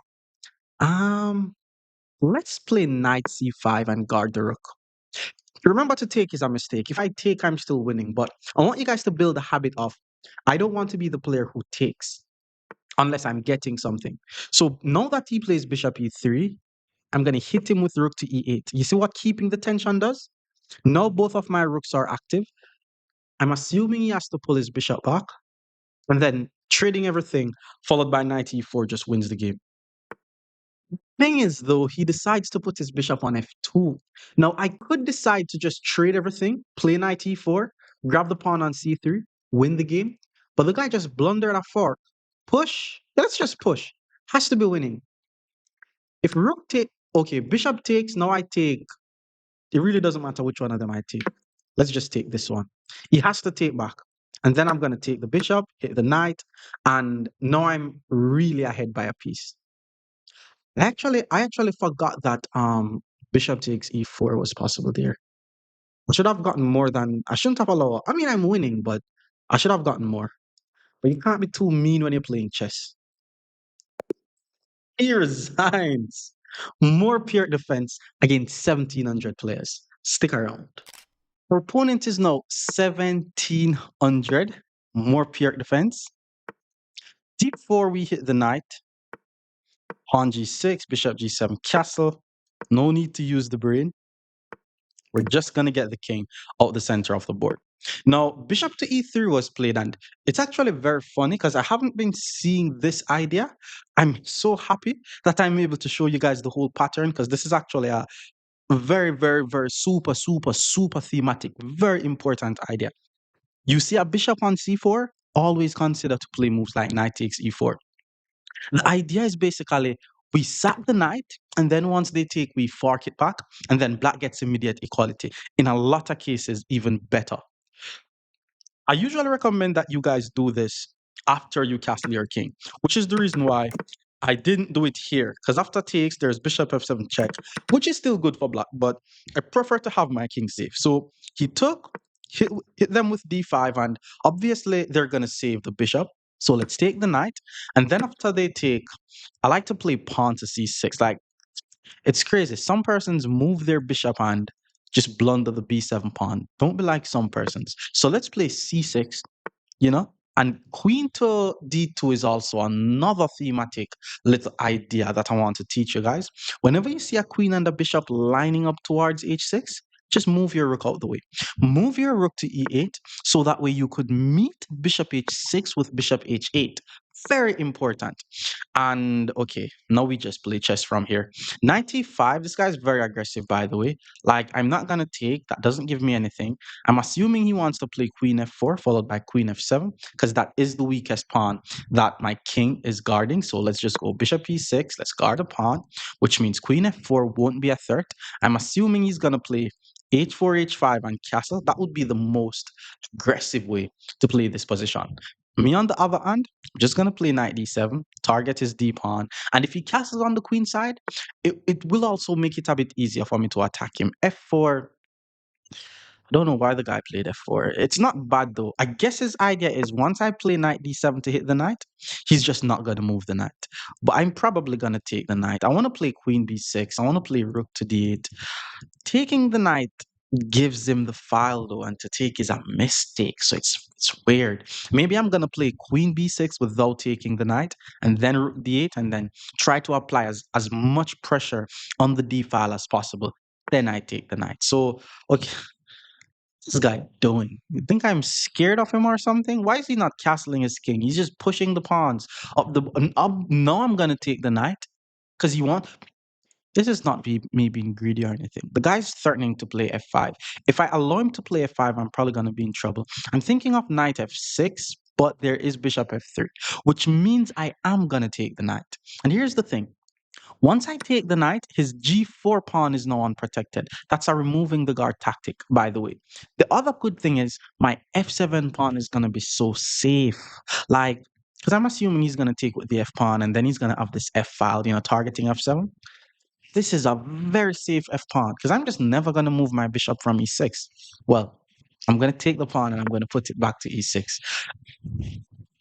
And because he thinks he's smart, he plays f5. The guy's like, okay, that wasn't the plan. f5. I didn't see it though. I didn't see it. I'm ahead by a piece. I'm about to lose it back. What's the best way to lose back the piece? Do I sack the queen? So let's say we sack the queen, right? That's one more pawn. And if the queen takes, the bishop will be on the same line as his queen. So we check, bishop takes, grab the queen, and then he takes, and then that would have me looking stupid. Or just bishop to d5. Just bishop to d5. If he takes, queen takes, hit the rook, and he's not going to take my knight. If bishop to d5, if he takes my knight, I take his bishop. Bishop to d5, if he takes the pawn, I take the bishop. Bishop to d5 wins the game. I mean, he tried though, but you don't attack someone with your king in the center like that, bro. And he was coming a bit too aggressive. I took his piece, he didn't even take it back. It's too aggressive, bro. Calm down. Being ahead by a piece, 15 moves in the PIRC, it sounds good to me. Now he's thinking. So he took on, that was actually the most aggressive way to do it, but that's just another piece, bro. Because once I take, no, not really, but Once I take, his rook is going to be under attack.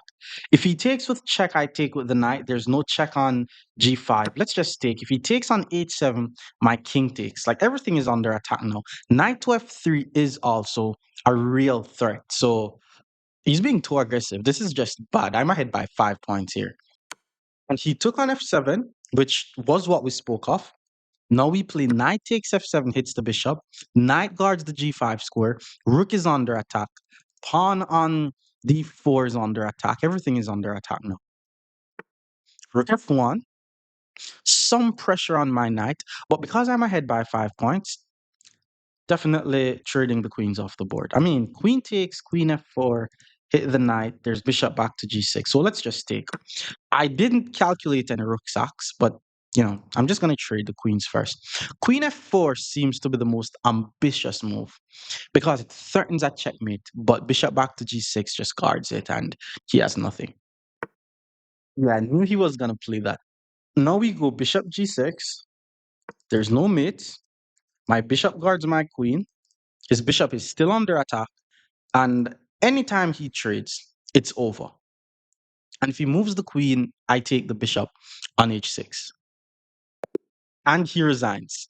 More PIRC defense against 1,800 players. Stick around.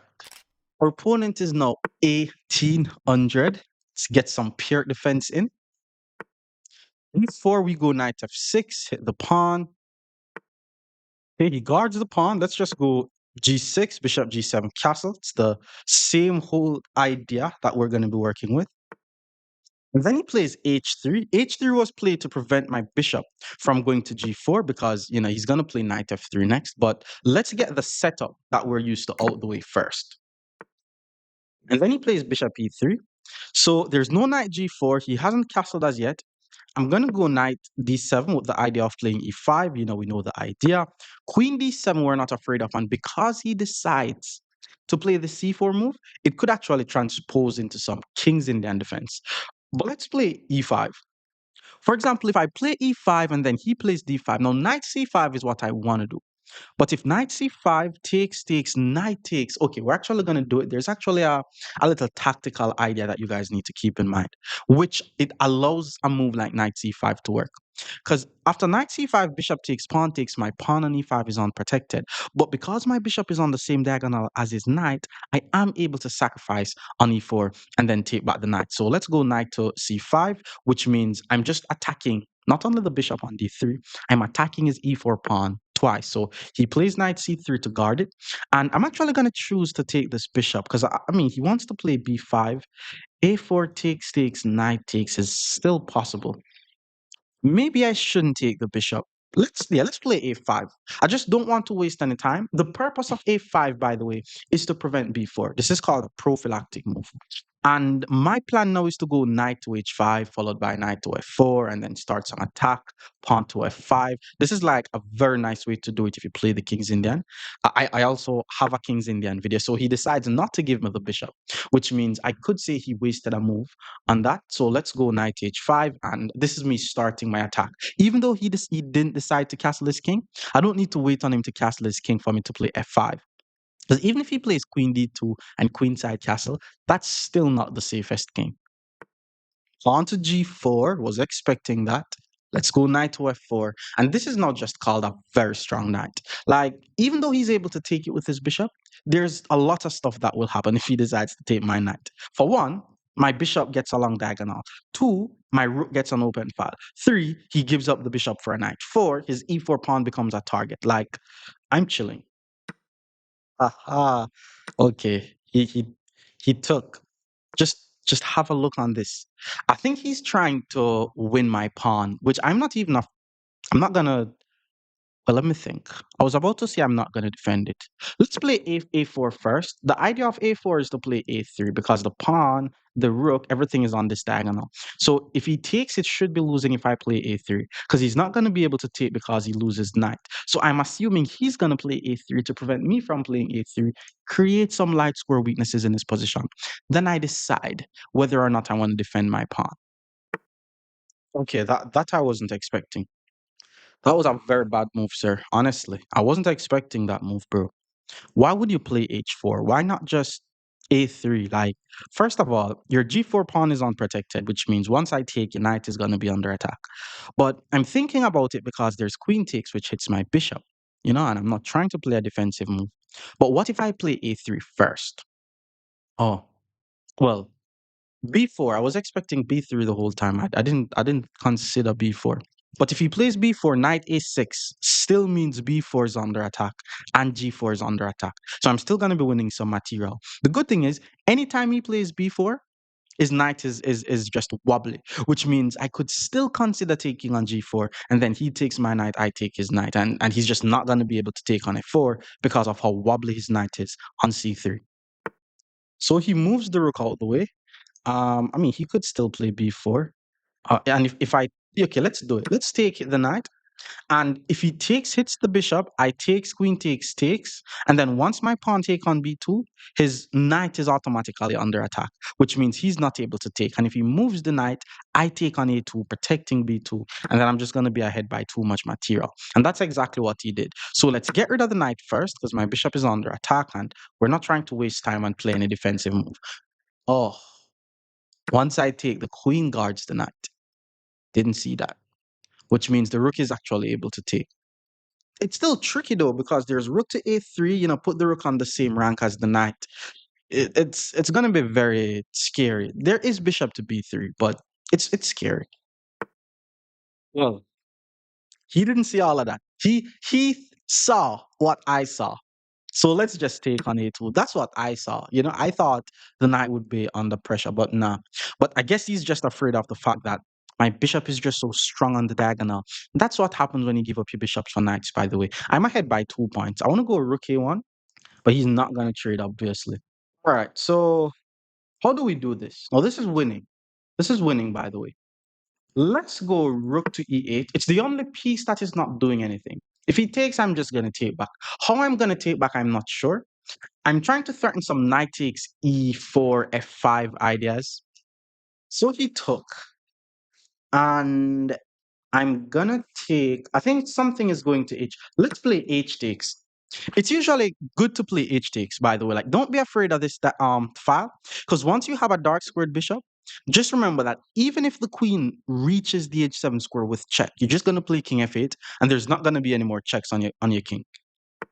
So he did play Queen H3, and as we said, now we have two attackers. He has one defender. Let's just take on E4 because once the check happens on H7, I'm just gonna play King F8, and he's not gonna have anything. Okay, he didn't check. He moves the knight instead, which allows me to check. Maybe he's trying to get his knight in the game. That's not gonna help him. I'm thinking about sacking, and then after King takes, maybe Queen F6. Doesn't do much though. So I'm just gonna go with Queen to F6. Knight G4 doesn't do anything. I mean, it looks scary, but it doesn't do anything. Because if he plays Knight G4, I'm able to check on C3, get the queens off the board, win the game. I'm also threatening checkmate in 2 moves. And again, if he checks on A7, it misplaces his own queen. Because King F8, and now he has to worry about not getting mated. So he finally decides to take. Maybe I should check first, but not seeing what happens after. Wait. Shoot, if I takes, he checks. And if I block, there's no check because there's queen takes. I didn't see that though. So let's take here. Queen to C8, it's a drawback. I'm leaving my C8 square unprotected. But after this check, I have to play bishop block. And then maybe he's gonna take the pawn. Who knows? But Queen C3, Rook A1 should lead to something. I'm winning. So check, I have to block. That's forced. And then he went back, which means now he's threatening a checkmate because my king is no longer able to run. Well, the first thing I'm noticing is, Queen G7 defends everything. But do I have more? Like, what if I check, king move, there's king up? I don't like to play these ugly looking defensive moves, but I have to do it. Let's go Queen G7. Now the queen protects all the entry squares, which means my bishop could do something now. I need to play rook to A1, ASAP. Once I play rook A1, I should either be winning or after takes, he has to play rook takes, and then the attack is not going to be as deadly anymore. Guy also has a minute on the clock. So queen to F3 hits my rook. That's the whole idea. Now I can also move away my queen from guarding that square. I'm considering to check him here. He moves. Yeah, let's do that. Let's check. I want to give a check and protect my rook at the same time. And I would also love if his knight is pinned. So that way, once the knight move, I just take it. Okay, so he moves the king. Now I want to check. Hit the king, hit the rook. King g2 is forced. Not winning as yet. If I go rook down, he's able to take. If I sack, he's fine. If I take, he takes. If I takes, he's fine. Okay, let's just do something with the bishop. F5. I'm seeing his queen heading back to the h3 square. Let's play bishop to e7. I have an idea. If the queen goes back to h3, there's bishop f6. Oh, if queen h3, bishop f6, check, king up, queen h8 is mate. Which means after queen h3, I'm probably just going to play bishop h4. Or just rook h4. Rook h4, there's still check. Wait, wait. This is mate. Bishop here, check. Oh, it's no mate. There's no mate because my bishop is going to be on h4. So check, king up, and then just try to trade. That's the plan. So rook h4. If he check, I play king up. And then now I'm just trying to trade. He also needs to keep in mind, once the trade happens, his rook on b1 is going to be unprotected. Okay, let's take. The rook is unprotected. There's no checks on my king. I mean, knight check, I'm just going to take. He got the rook in the game, but now I'm able to just queen, or I could check first, he blocks, then I queen. But let's just queen. Wait. Wait. If I queen, he takes, and he's threatening mate, which should still be winning for me, but I don't want to create any risk. So let's check first. F3 I'm expecting. I don't want to rush. Oh, if F3, then I queen. Now that he moves the king, I can also just queen now, and I'm going to win the rook. Or I could sack my queen for the rook and say check, then promote to another queen and say check. And now that F2 is overloaded, let's just grab F2, and this should lead to a checkmate. Guy played well, though. He moves the king. Okay, now let's get the queen in the game, and my next move should be a mate, or just win the knight. But because he only has 3 seconds on the clock, we're going to be playing more PIRC defense against 1900 players. Stick around. Our opponent is now 1900, and we're going to be playing the PIRC defense still.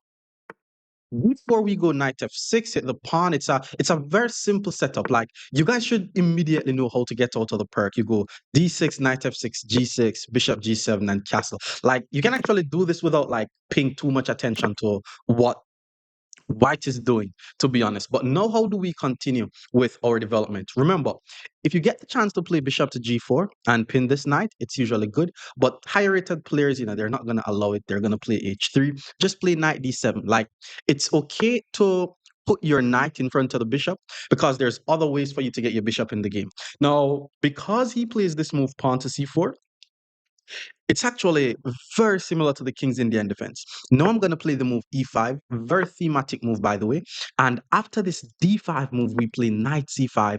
We're now not only applying pressure to the bishop, but we were actually attacking the pawn on e4 twice. So he needed to actually develop his knight. He didn't develop his knight and guard the pawn. So I'm not just going to take a free pawn on e4. So, this is basically how it works. Being a PIRC defense player, you're always going to be targeting the e4 pawn. So rook to e1 was played. There's 2 attackers. I only have 1 defender. So let me just pull my knight back to c5. Pawn to b4. Yeah, definitely a scary move because it's kind of chasing my knight all around the board. I'm thinking of playing knight a6 to hit the pawn, but once he guards it, I don't really have anything. So I'm just going to pull the knight back to d7. Still a very simple and a strong setup.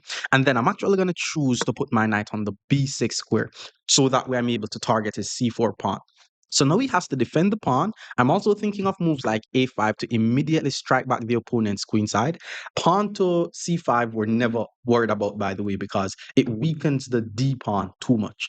And I mean, developing the bishop to f5 here is also fine, by the way. I like the move pawn to a5 though, because it assists me in getting my rook in the game. And then now once he plays the move pawn to b5, he's now really weakening his c5 square. So not only is the c4 pawn weak, his c5 square, well, not his c5 square, but it's basically very easy for me to get a knight on the c5 square. I need to finish my development though, so I'm thinking of bishop f5, take takes, I'm going to get double pawns. So that's why I'm kind of hesitant about it. But we have to develop. So here's what I'm seeing. If he takes and then try to attack me, queen to d7 simply guards the pawn. I'm ahead by a pawn, and I'm just going to. Yo, these 1900 guys nowadays, the guy literally just played knight to d2. Look on that. That's just a free bishop, bro. Like, there's nothing guarding the bishop anymore. That's just a free bishop. So I'm assuming he's going to resign here. Okay, so he didn't resign. He blundered the piece. He attacks the bishop. Let's just pull it back. We're now ahead by 4 points. We want a pawn. We want a piece. He's also pushing pawns on the side that his king is on. I mean, I could sacrifice and I'll still be better, but let's not rush. The bishop is under attack. Let's just pull the bishop back. Very, very solid PIRC structure. Now we need to get some pawn breaks in because we need to open line for our major pieces. Based on what's happening, his D and B pawn, these pawns are the closest pawns to me. So these are going to be the pawns that I'm going to be using to do the pawn breaks. So now I'm going to hit him with pawn to c6. And once he takes, I'm just going to take back.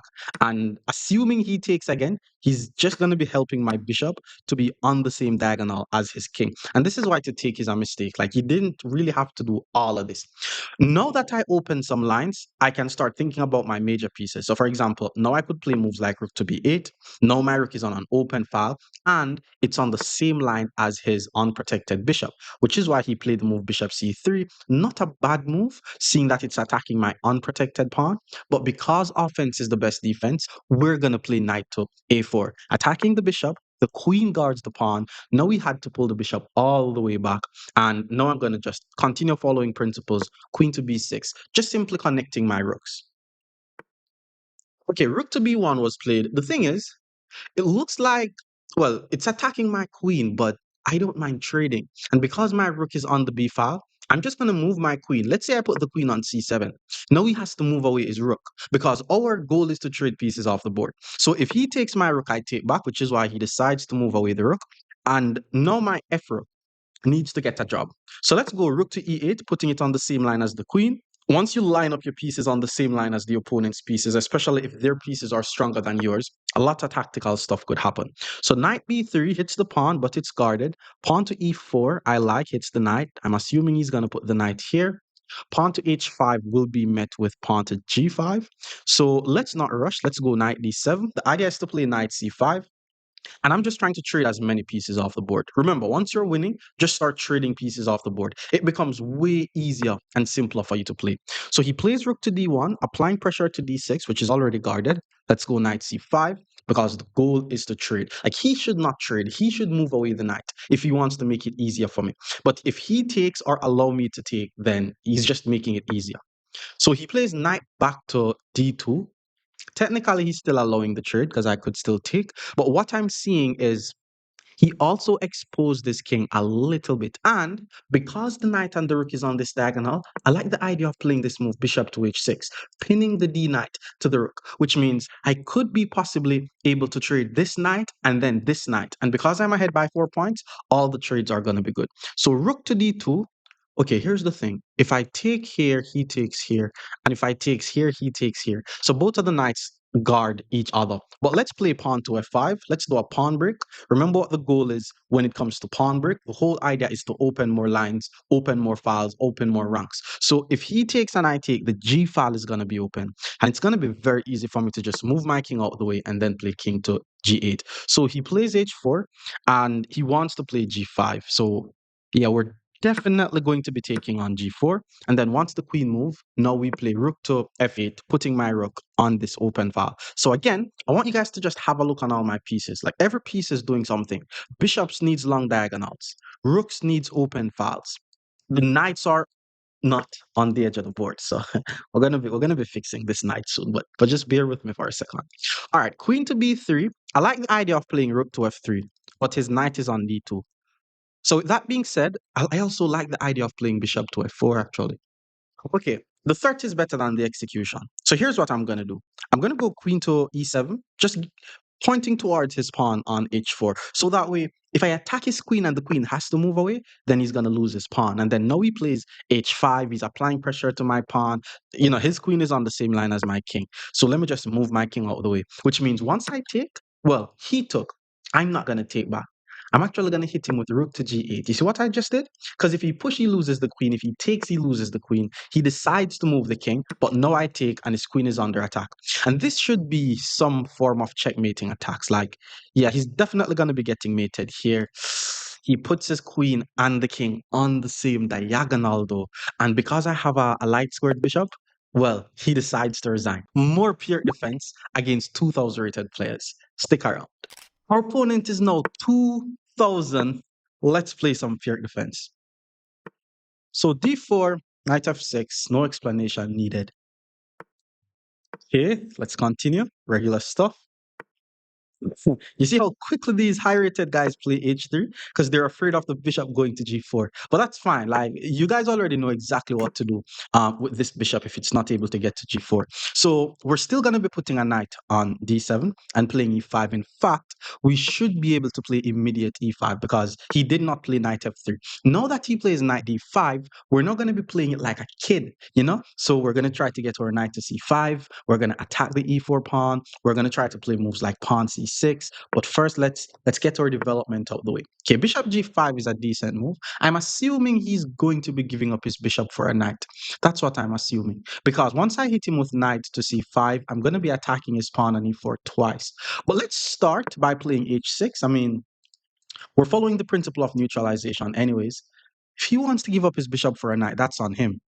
If he pulls the bishop back to, let's say, h4, I may play pawn to g5. The pure defense is also one of those openings, the PIRC and the kid, where you can push pawns on the side that your king is on. This guy's crazy. This will never work. So, so anyone who plays anything like, oh, fishing pole, I'm not even gonna think about it. No, the thing is, I have a dark squared bishop. If you have a dark squared bishop and they don't have a dark squared bishop, you'll never be mated. Because even if, let's say our rook is on e8, even if the queen gets to the h7 square, I'm gonna be able to play king f8. But let's just play the move knight to h7 here, targeting his pawn on g5. Apart from the fact that he needs to start defending, even though he's down by a piece, once I play rook e8, knight f8, there's no way in which he could target the pawns or the squares in front of my king, and I'm just going to be ahead by a pawn, winning the game. Okay, and then he decides to sacrifice his rook. It's probably he's just trolling. What is this? Queen to d2. Okay, he guards the pawn.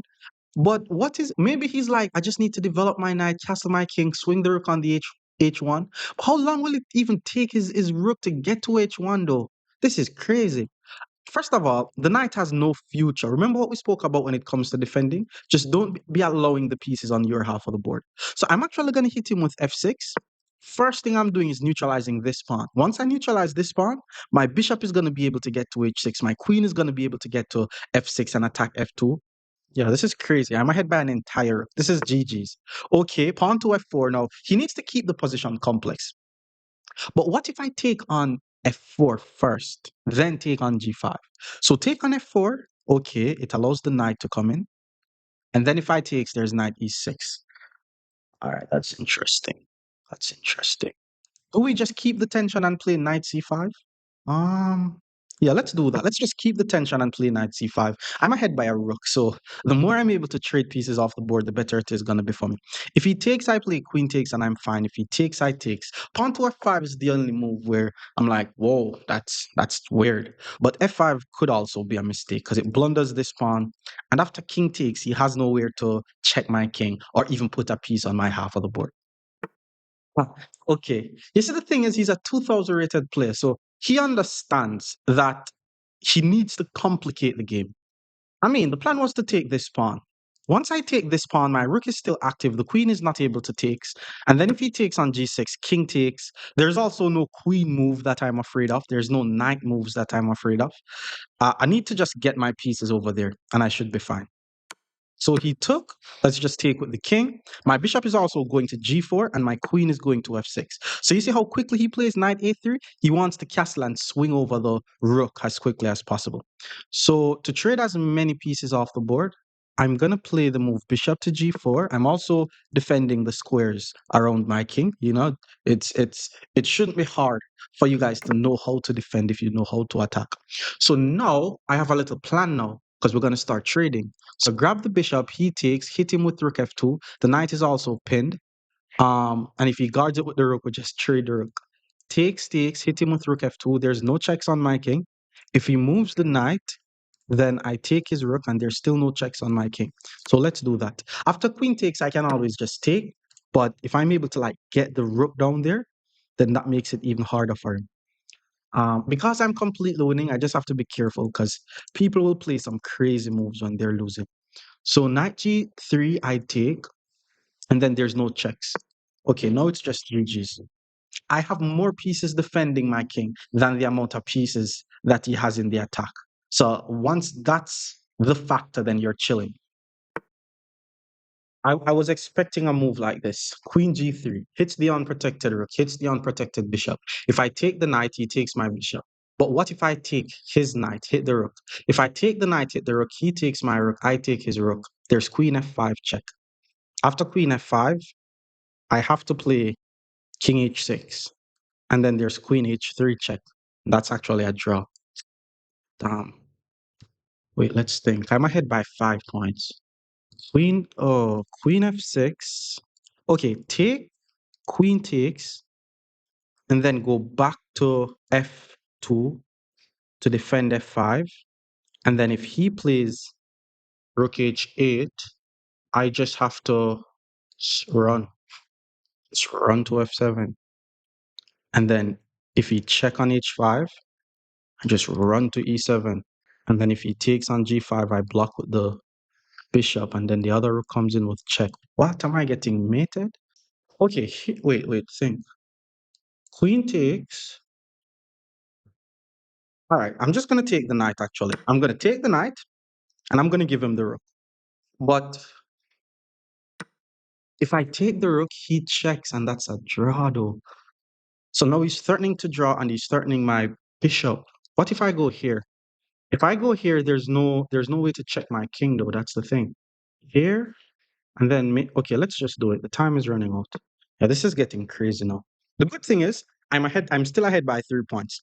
And something that I didn't mention to you guys is whenever you're defending and you have a lot more material than the opponent, you have to be willing to give back material in order to simplify the game. So that's what I'm trying to do here.